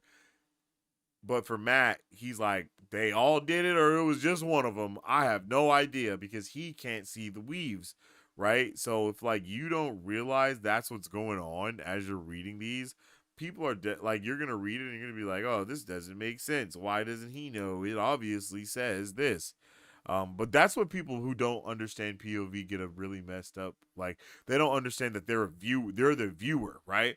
They don't understand that people have POVs and then you yourself are the viewer because in first person stuff you are the person or whatever, right? But when you are like watching people do stuff and hearing things do, you're in their point of view. Like it's their thought process. It's what they think is happening. It's their take on the situation. So it's not always true. And that really messes people up if they don't know. Because I see it happen to people just within shows and movies. And it's like, that can't be any more clear that it's hella people's POV and you're just the viewer. Like, I don't know how that could be any more clearer, about that fact. But people just don't get it. So I can only imagine how, people's media literacy is really tearing them up when it comes to reading. But for real, wild. Um. Oh, and then the next thing that I put down here is Matt a freaking idiot? How did he not know Rand was the reason that the water started flowing? Matt is absolutely out of his mind if he did not know that's what was happening. You know what I mean? Like he's out of his mind if he thought that they just walked up and the water just started, going and spewing and out. Like, nah, bro, that's not what happened. That's just definitely not what happened. But this is where Rand and Matt split up. Rand goes towards where he needs to go to the pillars and stuff, and then Matt is like, "Yo, heads, I'll go with you." He flips a coin, and then the coin like flips away from Matt when he goes to catch it, and then it boom lands straight up and down. And then I was like, yo, did Rand force the coin? And I was like, did he force the coin before when they were talking? Or something? I don't know. Because he knew what it was. I was just tripping. I don't know what was going on there. And then as they split up, I actually kind of started crashing out a little bit. I was like, bro, are we not getting Rand's POV? What's happening? And then I was like, wait, there's another red door? No fucking way. And then I was like, wait, is this why they told him to go to Ruidian? Because I was just not ready for any of this. It just kept escalating. Because of course I was like, yo, where's Rand? And then I was like, wait a minute. Another red door is literally right here. Excuse me? Like, bro, I just could not. I couldn't even fathom what was happening. Like, I couldn't fathom what was happening at all. Like, at all. Would. It just meant rubbing up against the power one more time. Light, he muttered. Ter Angreal, portal stones, Ruidian. What difference can one more time make? He stepped through a wall of blinding white light, through a roar so vast it annihilated sound. Blinking, he looked around and bit back the vilest oath he knew. Wherever this was, it was not where he had gone before. The twisted doorway stood in the middle of a huge chamber that appeared to be star-shaped, as near as he could make out, through a forest of thick columns, each deeply fluted with 8 ridges, the sharp edges yellow and glowing softly for light. Glossy black, except for the glowing bits, they rose from a dull white floor into murky gloom far overhead, where even the yellow stripes faded away. The columns and floor almost looked to be glass, but when he bent to rub a hand across the floor, it felt like stone. Dusty stone. He wiped his hand on his coat. The air had a musty smell, and his own footprints were the only marks in the dust. No one had been here in a very long time. Disappointed, he turned back to the Ter Angreal. A very long time. Matt spun back, snatching at his coat sleeve for a knife that was lying back on the mountainside. Holy shit, that terrified The man me. standing among the columns looked nothing at all like the snaky folk. He made Matt regret giving up those last blades to the wise ones. The fellow was tall, taller than an Aiel, and sinewy, but with shoulders too wide for his narrow waist, and skin as white as the finest paper. Pale leather straps, studded with silver, crisscrossed his arms and bare chest, and a black kilt hung to his knees. His eyes were too big and almost colourless, set deep in a narrow-jawed face. His short-cut, palely reddish hair stood up like a brush, and his ears, lying flat against his head, had a hint of a point at the top. He leaned toward Matt, inhaling, opening his mouth to pull in more air, flashing sharp teeth. The impression he gave was of a fox about to leap on a cornered chicken. A very long time, he said, straightening. His voice was rough, almost a growl. Do you abide by the treaties and agreements? Do you carry iron, or instruments of music, or devices for making light? I have none of those things, Matt replied slowly. This was not the same place, but this fellow asked the same questions, and he behaved the same with all that smelling. Rummaging through my bloody experiences, is he? Well, let him.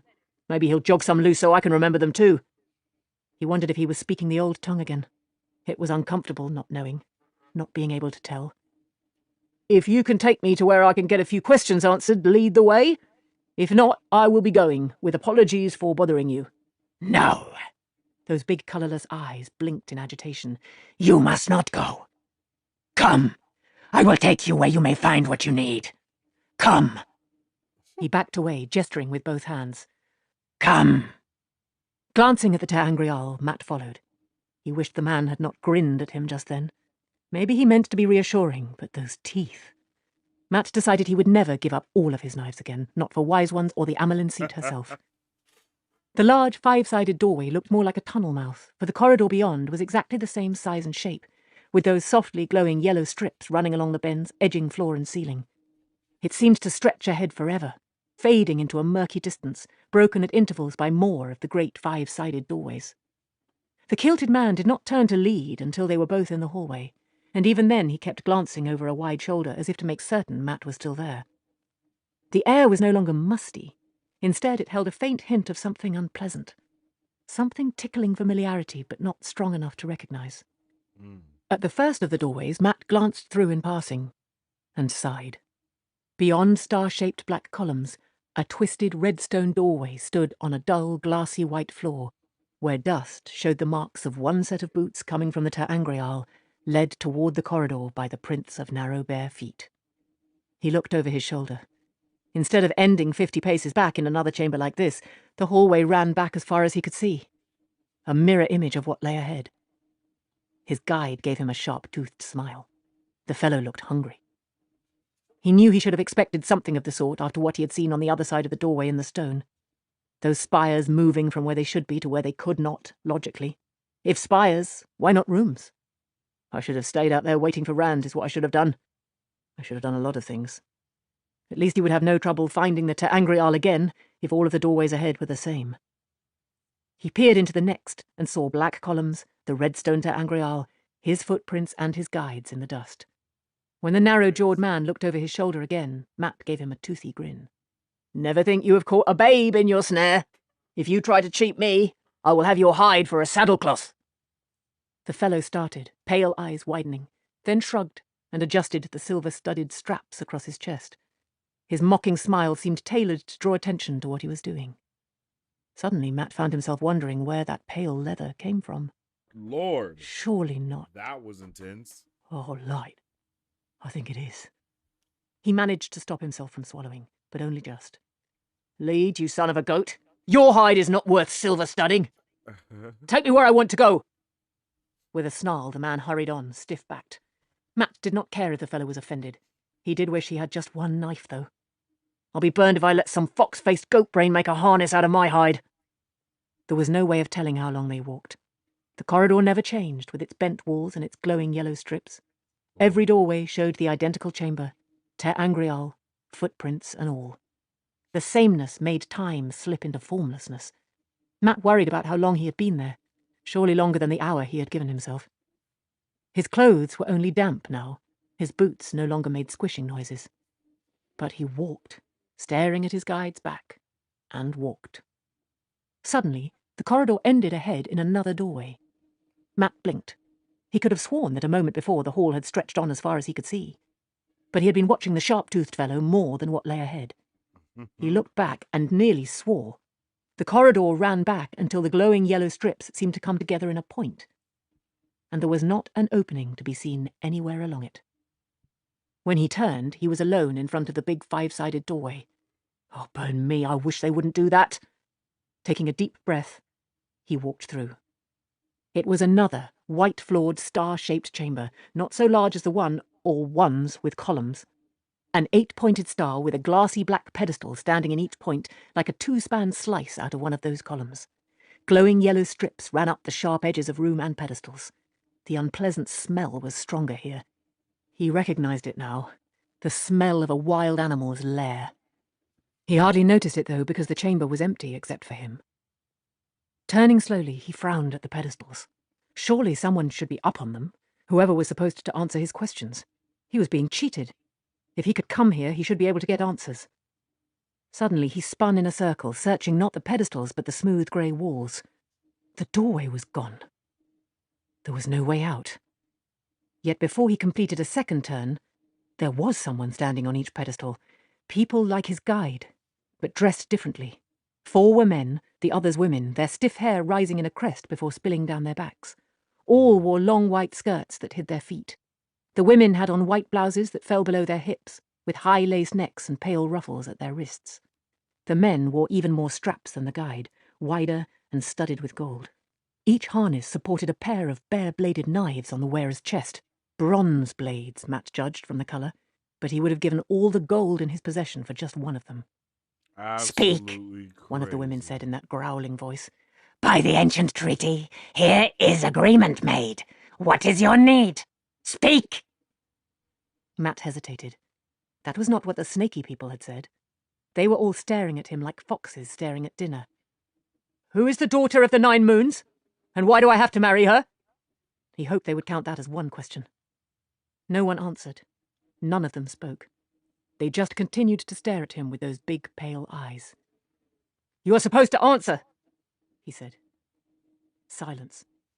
"Burn your bones to ash! Answer me! Who is the daughter of the 9 moons, and why do I have to marry her? How will I die and live again? What does it mean that I have to give up half the light of the world? Those are my 3 questions! Say something!" Dead silence. He could hear himself breathing, hear the blood throbbing in his ears. "I have no intention of marrying, and I have no intention of dying either, whether I'm supposed to live again or not. I walk around with holes in my memory, holes in my life, and you stare at me like idiots. If I had my way, I would want those holes filled, but at least answers to my questions might fill some in my future. You have to answer!" "Done!" Okay, so that's One of the question men growled, 1. and Matt blinked. Done? What was done? What did he mean? Holes "Burn your filled, eyes," he right? muttered. "Burn your souls.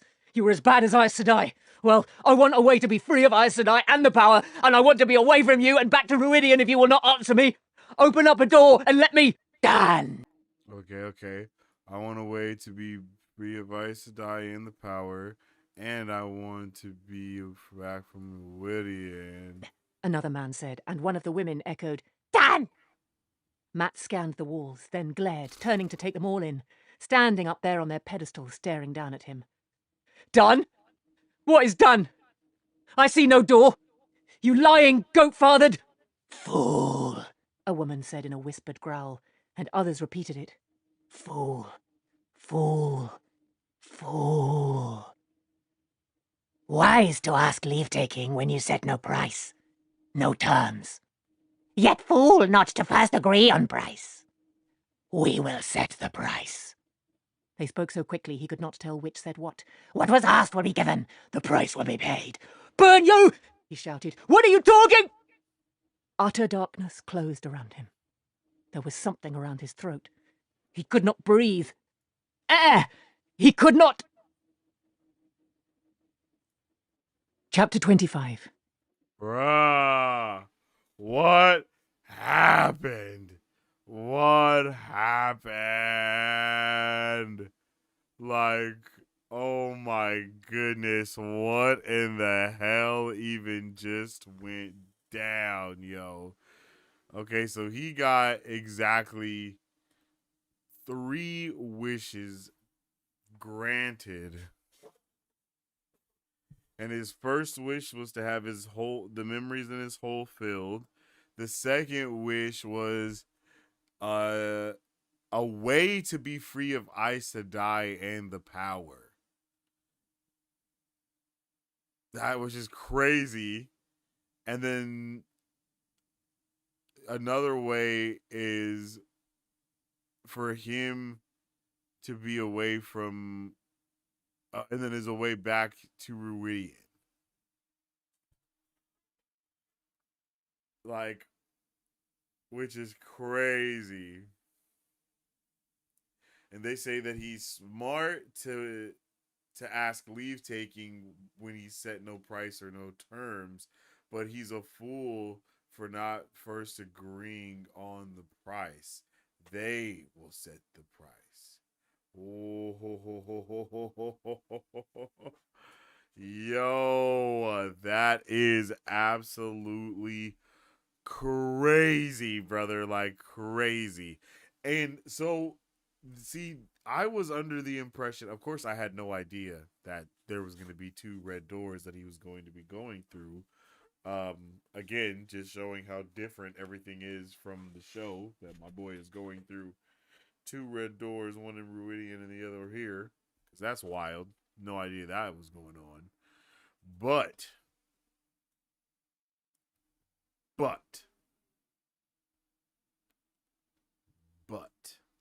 also, you know what I mean? Like, but also, it's crazy how in this show they kind of just put everything together. Another remix, like we were talking about before. Like, oh, there was 3 snakes, a guide, a guy. There was 2 guides, 3 snakes, and 4 fox people. Let's just make 1 fox person and call it a day. You know what I mean? Like, they were definitely trying to condense, reduce, reuse, recycle. You know what I mean? Because geez Louise, but still, that's crazy. Yo, that is crazy. Fool, fool, fool, fool. They just immediately start calling him a fool because he's like, yo, I'm out of here. They're like, yo, we will set the price on yo wishes, you know? And it's crazy because these are actually the genies and the other ones are just the, you know, they're just, you know, ask.com. You know what I mean? I'll bing it, you know? Like wild.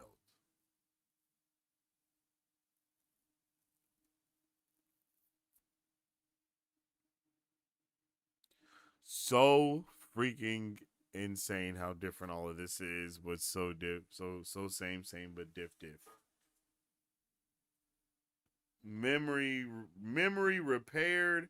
Get rid a way to rid himself of Aes Sedai and the power. So probably just whichever one he said first. Like I don't even know. Like what is he even gonna do? Like what happens next? I can't believe it. Matt working that saliva is diabolical, LBF. I'm not gonna lie to you, bro. The unreliable narrator is a big thing in Watt. The different POVs help to show how everyone only has a piece of the puzzle, and sometimes they draw the wrong conclusions. Very true. Matt is woefully ignorant about Rand using the power legitimately. He actively convinces himself he doesn't know what's going on as a coping mechanism, I think. Oh, I feel that. I feel that. I've always thought it wasn't Rand using the one power to make the coin land on its edge, but Matt Severin luck mingling with Rand Severin stuff. That's kind of what I think I said that in my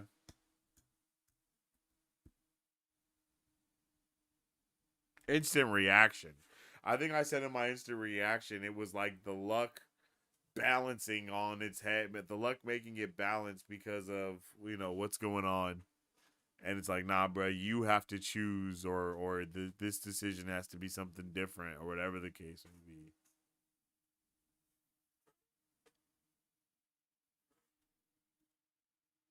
This part of my old ass hardcover of this book shows the most wear out of any other part of any book. Ooh. I mean, the chapter is phenomenal. The show chose to show foxes first. Wait. The show chose to okay. While the show chose to show the foxes as Matt's first encounter, there were hints that the door in Tarvalon was the one with the snakes. Snakes answer questions, foxes grant wishes. He didn't go into the door that was in Tarvalon? Am I tripping? What door did he go into? Did you know the costume that the fox has on in the show had ears and noses sewn into the pale leather? That's wild.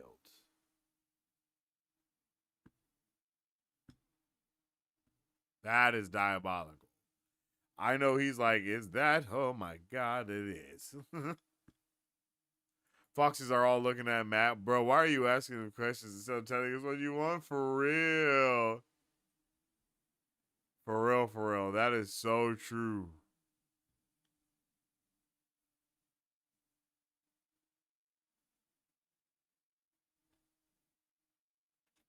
They are done with match shit. Yeah, that's a fact. They really are done with it. Oh, thank you. Night night, baby guy. Yeah, daddy's about to be done. Oh, yeah, I'll be in there until you good night, little guy. Oh, yeah. No likes being called goat fathered. Yeah, facts. Holes in memories, check. A way to be free of Aes Sedai and the One Power, check. And a way out, check. Hopefully the price is about $350. $350. Fox is showing up with the switchblade comb doing $2, going $2. I ain't got no damn tree fitting.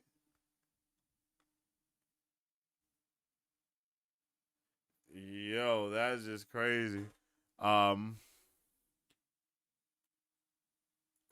went into the door in Tarvalon. Matt went into the door. Oh, you're right. I completely forgot that Matt was on the boat and they went to Tanchico together. You are very right.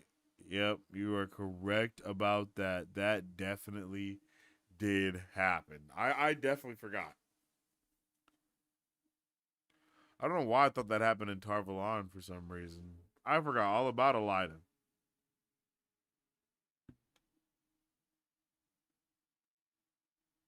What the hell? Yeah, that's wild. Yo, Sensei seeing the fox's leather harness. Oh my God! Yo, for real though. For Rizzle Dizzle. For real, for real. That's so funny. Oh goodness. That is hecka funny. That's comedy. That's exactly what I was thinking. Yeah. But for real, that's wild. Fox is in there like Ed Gein. You feel me? Bro, but what a banger set of chapters here this week, ladies and gentlemen. I loved them so much. Yet again, a wonderful selection. Ooh, I just get so happy when we get to have these banger selections of chapters that we're reading, man. I cannot even begin to fathom what is going to occur next week. You know what I mean? Next week is going to be crazy. Next week will be crazy. Chapters 19 through 24, yo. We have finished them.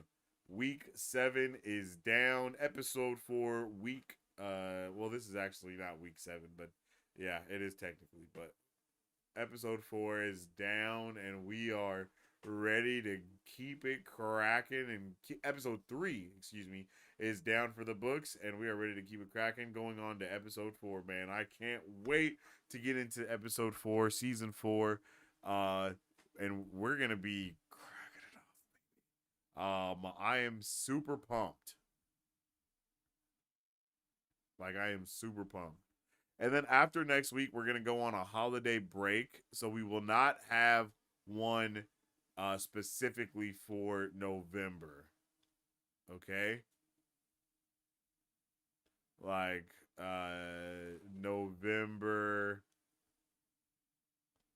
yeah, November 26th. We're not gonna have an episode of From Watcher to Reader that day. That episode will be like, we won't have another episode until December 3rd. So we're gonna have episode on the 19th. We're skipping Thanksgiving, and then we'll be back for December to finish off the book, yo. We're gonna finish the book in December, yo. It's crazy. Like, we're gonna be able to finish the book in December. Oh, Christmas Eve. Yeah, I think we're gonna do a Christmas Eve episode, actually. Yeah, we'll probably do a Christmas Eve episode. And I'll want that to probably be like 3:30. That should be good. I'll have to talk to the wife and see what. No, I think that should be good though. Because then we can really wrap up the year with everything there. Yeah, that should be fine. I think that should be fine. Because we should be able to start everything at 3:30 from here on out as well. We've been starting at around 5:30 lately. At least my time, it's been 5:30 p.m. So we'll hopefully next week we'll be starting 2 hours earlier, so that way we can be done 2 hours earlier as well. I've just been doing so much stuff with just everything that I've been doing. It's been crazy, hectic, balls to the wall, insane. So yeah, that has been crazy for sure. what do you think is going to happen in the next segment? I have absolutely no clue what is about to go down, chat. I'm not going to lie to y'all, okay? I really do not know what we are about to get into, yo. Like, I really don't. If anything, we're probably going to. I really want to know what's going on with Perrin. I really want to know what's going on in the ways with them. So I kind of hope that we go do that next. And that would be cool. We might even go to Moiraine's POV since she's also in the thing. Oh, for next week specifically. Okay. Next week. I don't know. Yeah. I think that's. I kind of think what I'm saying. Like, I hope we get some Perrin or something. I'm not sure, honestly.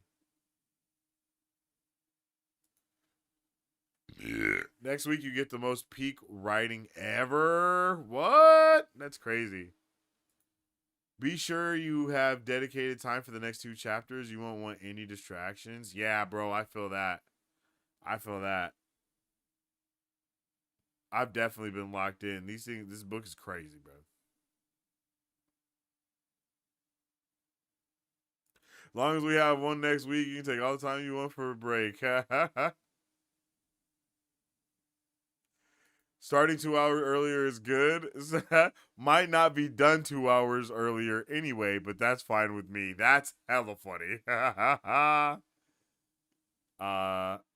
That's funny.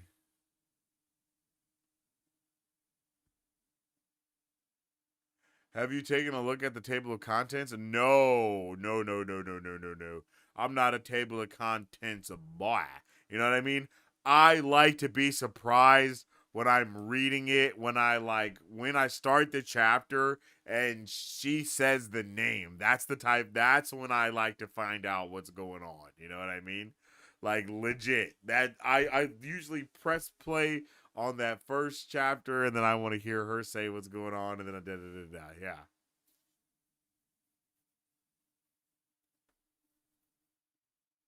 Yeah.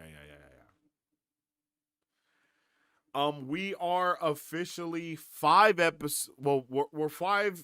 We're technically 5 episodes down because we're 5 weeks in, 4 episodes down. There we go. Because we did have we do a prologue episode, so we always do an episode 0. So even though we're on episode 4 right now,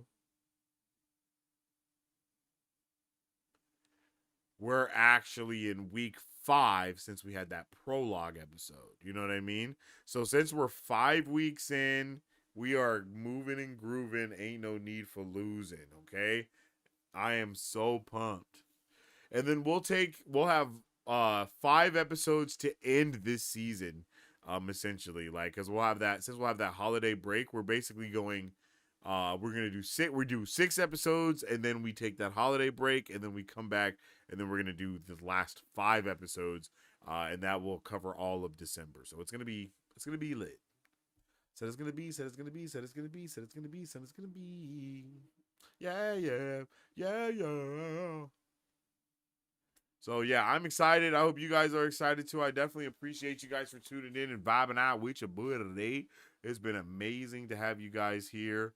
And I cannot wait to continue with whatever crazy shit is gonna happen next. Like it's gonna be crazy whatever happens next. Like I'm not gonna be ready for it at all. Hey, you know what? Now that I'm thinking about it, maybe we should take a Christmas break instead of a Thanksgiving break. I'm not sure.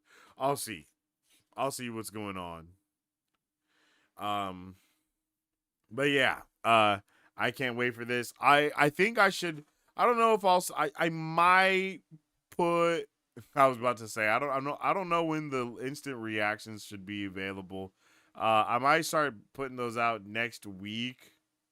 from like the start of because unfortunately I did not get to get chapters 1 through 6 instant reactions, but I did get chapters 7 on instant reactions. So 7 through 12, 13 through 18, and then 19 through 24. I got instant reactions for all of those. Those will be able to drop probably I'll probably start I probably will start next week with week 2 or whatever. Yeah. Week 3, excuse me. It's confusing. I'm looking at stuff and it's a little confusing because of the prologue episode. Episode 2, basically. There we go. Episode 2 and on. So episodes 2, 3, and 4 will have instant reactions, and those will come out probably 1 week at a time. Probably. And then we'll put out all of those until they're all out and caught up. And then, yeah, you'll get the instant reaction to the next chapters. Like, if I was to do, let's see, if we start releasing, so let's see, episode 2, 3, yeah, so the first week of December, you would probably have those instant reactions for this. Because, those instant reactions will probably also release on a Wednesday on the From Watcher to Reader channel that you guys should be able to check out as well. Everything should be linked in the, well, not in the, in the comment section and possibly in the description box. So make sure you guys check all that stuff out too. I definitely appreciate each and every one of you guys for tuning in. If you guys are interested in me doing like a live reaction type of thing or something, somehow, some way, we can set that up somehow. How? I don't know.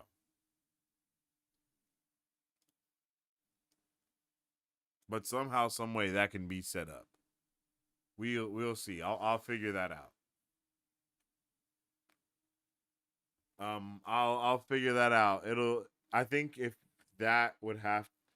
I did a live reaction, I think that would have to be on like a Patreon or something like that, because I don't think I would be able to do the entire book unless we synced up like I do with watch parties. Maybe, I don't know. We'll have to figure that out.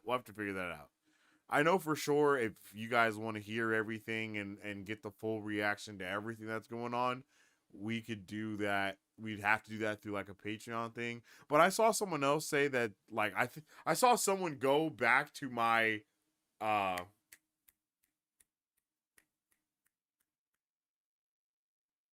Mistborn playlist, and they were like, bro, I thought you were going to be reading the book yourself. I am so bummed, but now I'm like 45 minutes in, so I have to commit to the rest. And I thought that was hilarious and awesome. Shout out to you, random citizen. I appreciate you. So if maybe we could do something like that, like I read it live or something. I don't know. We'll figure it out. But I have a whole method to my madness. So we'll see. We'll see what's going on. We'll see what we can do. But we're always trying to expand the Marvel Bros thingamajigger here for everybody. So I hope that you guys are, enjoying everything that we got going on around here. We're trying to branch Marvel Bros into some other things. The Cage, From Watcher to Reader, possibly getting some Gamer Vision stuff going. Just kind of trying to create the Marvel Bros network a little bit more fully. I think that would work really well. Somehow, somewell.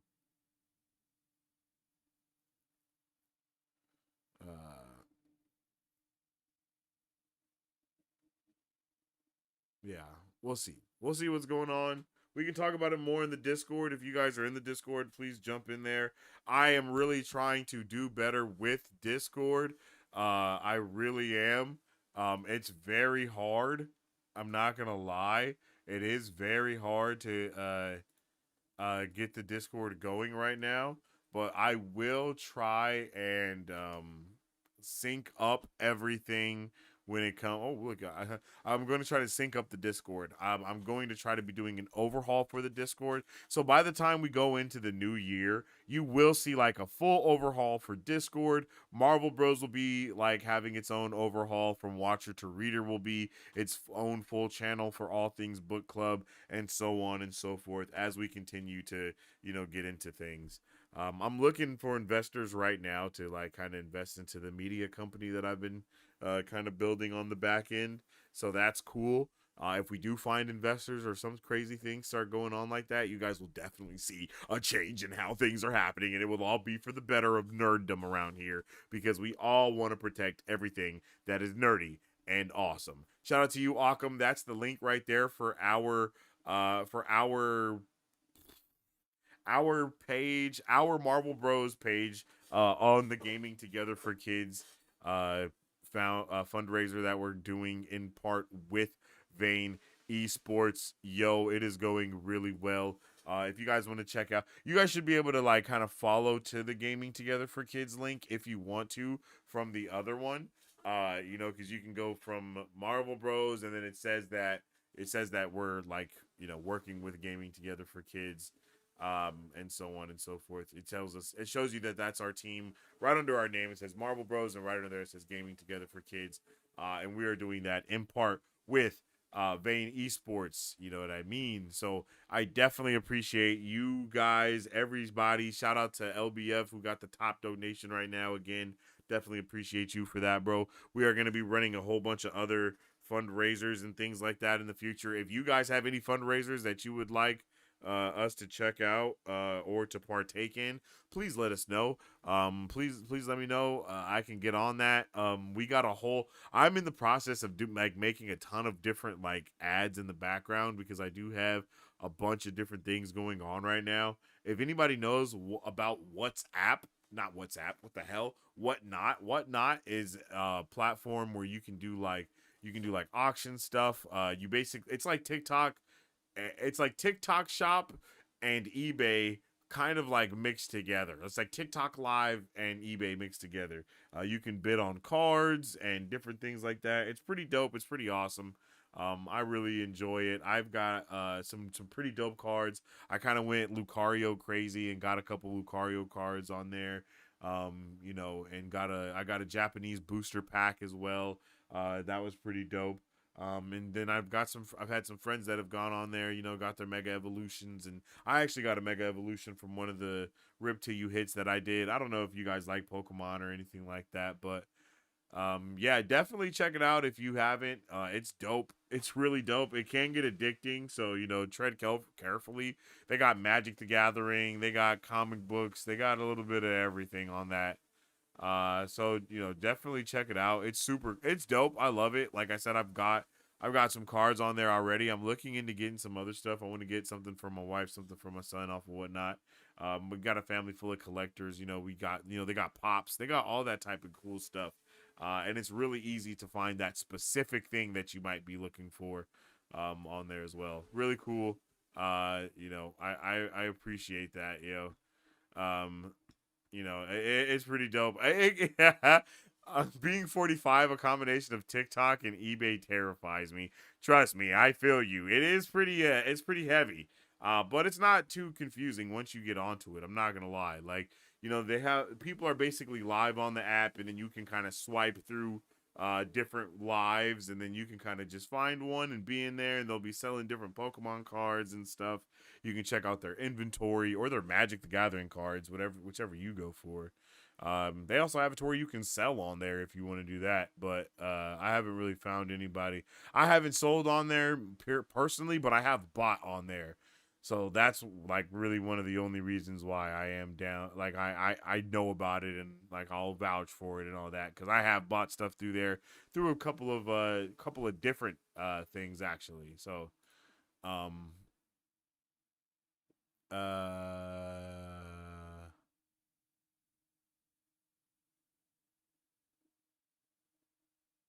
yeah, boom. So yeah, check that out if you guys feel so inclined to do so. No big deal if you don't feel inclined. I'm not tripping. I'm just telling y'all about it. I'm gonna be making I'll be making my own full ad about everything and stuff that I try to have my own ads in here about my own stuff that I do, whether it be with Vane Media, my TCG, the stories that I work on, the comics. I got a whole bunch of stuff that I'm doing around these parts. And I want to start getting like some Kickstarters going and all these other things because I got artists and I have people that work for me in all these other areas, and I just want to be able to really like get stuff going. I don't know if you guys know that, but I got a whole production of stuff that goes on behind here. Whether it goes from my wife or from DJ Mike Beasy to my artists that help with me on my comic books to all of my management staff at Vane Esports, all these amazing people that help me out. I got a whole startup company essentially. So, we're going to be trying to do bigger and better things for you guys that are fans of, the books and the fans of Marvel Bros and the fans of all of that stuff, because we love doing that. Trailer reactions, book club, all of it. I love it all, bro. So here's to the future, and I appreciate all of y'all for vibing out with me. Hope you have a good rest of your night. As I always say, stay awesome, stay nerdy, and don't forget to stay marvelous. Excelsior. Sleep well and wake. If you guys would like to support Marvel Bros, all you gotta do is visit our website at www.marvelbros.com and buy some merch. Represent the superfan. Or you can join our Patreon to get early access to content, patron-only scoops, giveaways, private Q&As, and those sacred watch parties. We appreciate you guys. We'll catch you on the next one. Excelsior. On today's pop culture news update.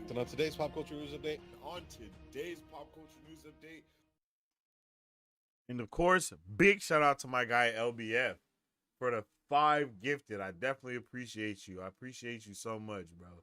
Everybody have a great rest of your day, great rest of your night, and I'll see you on the next one.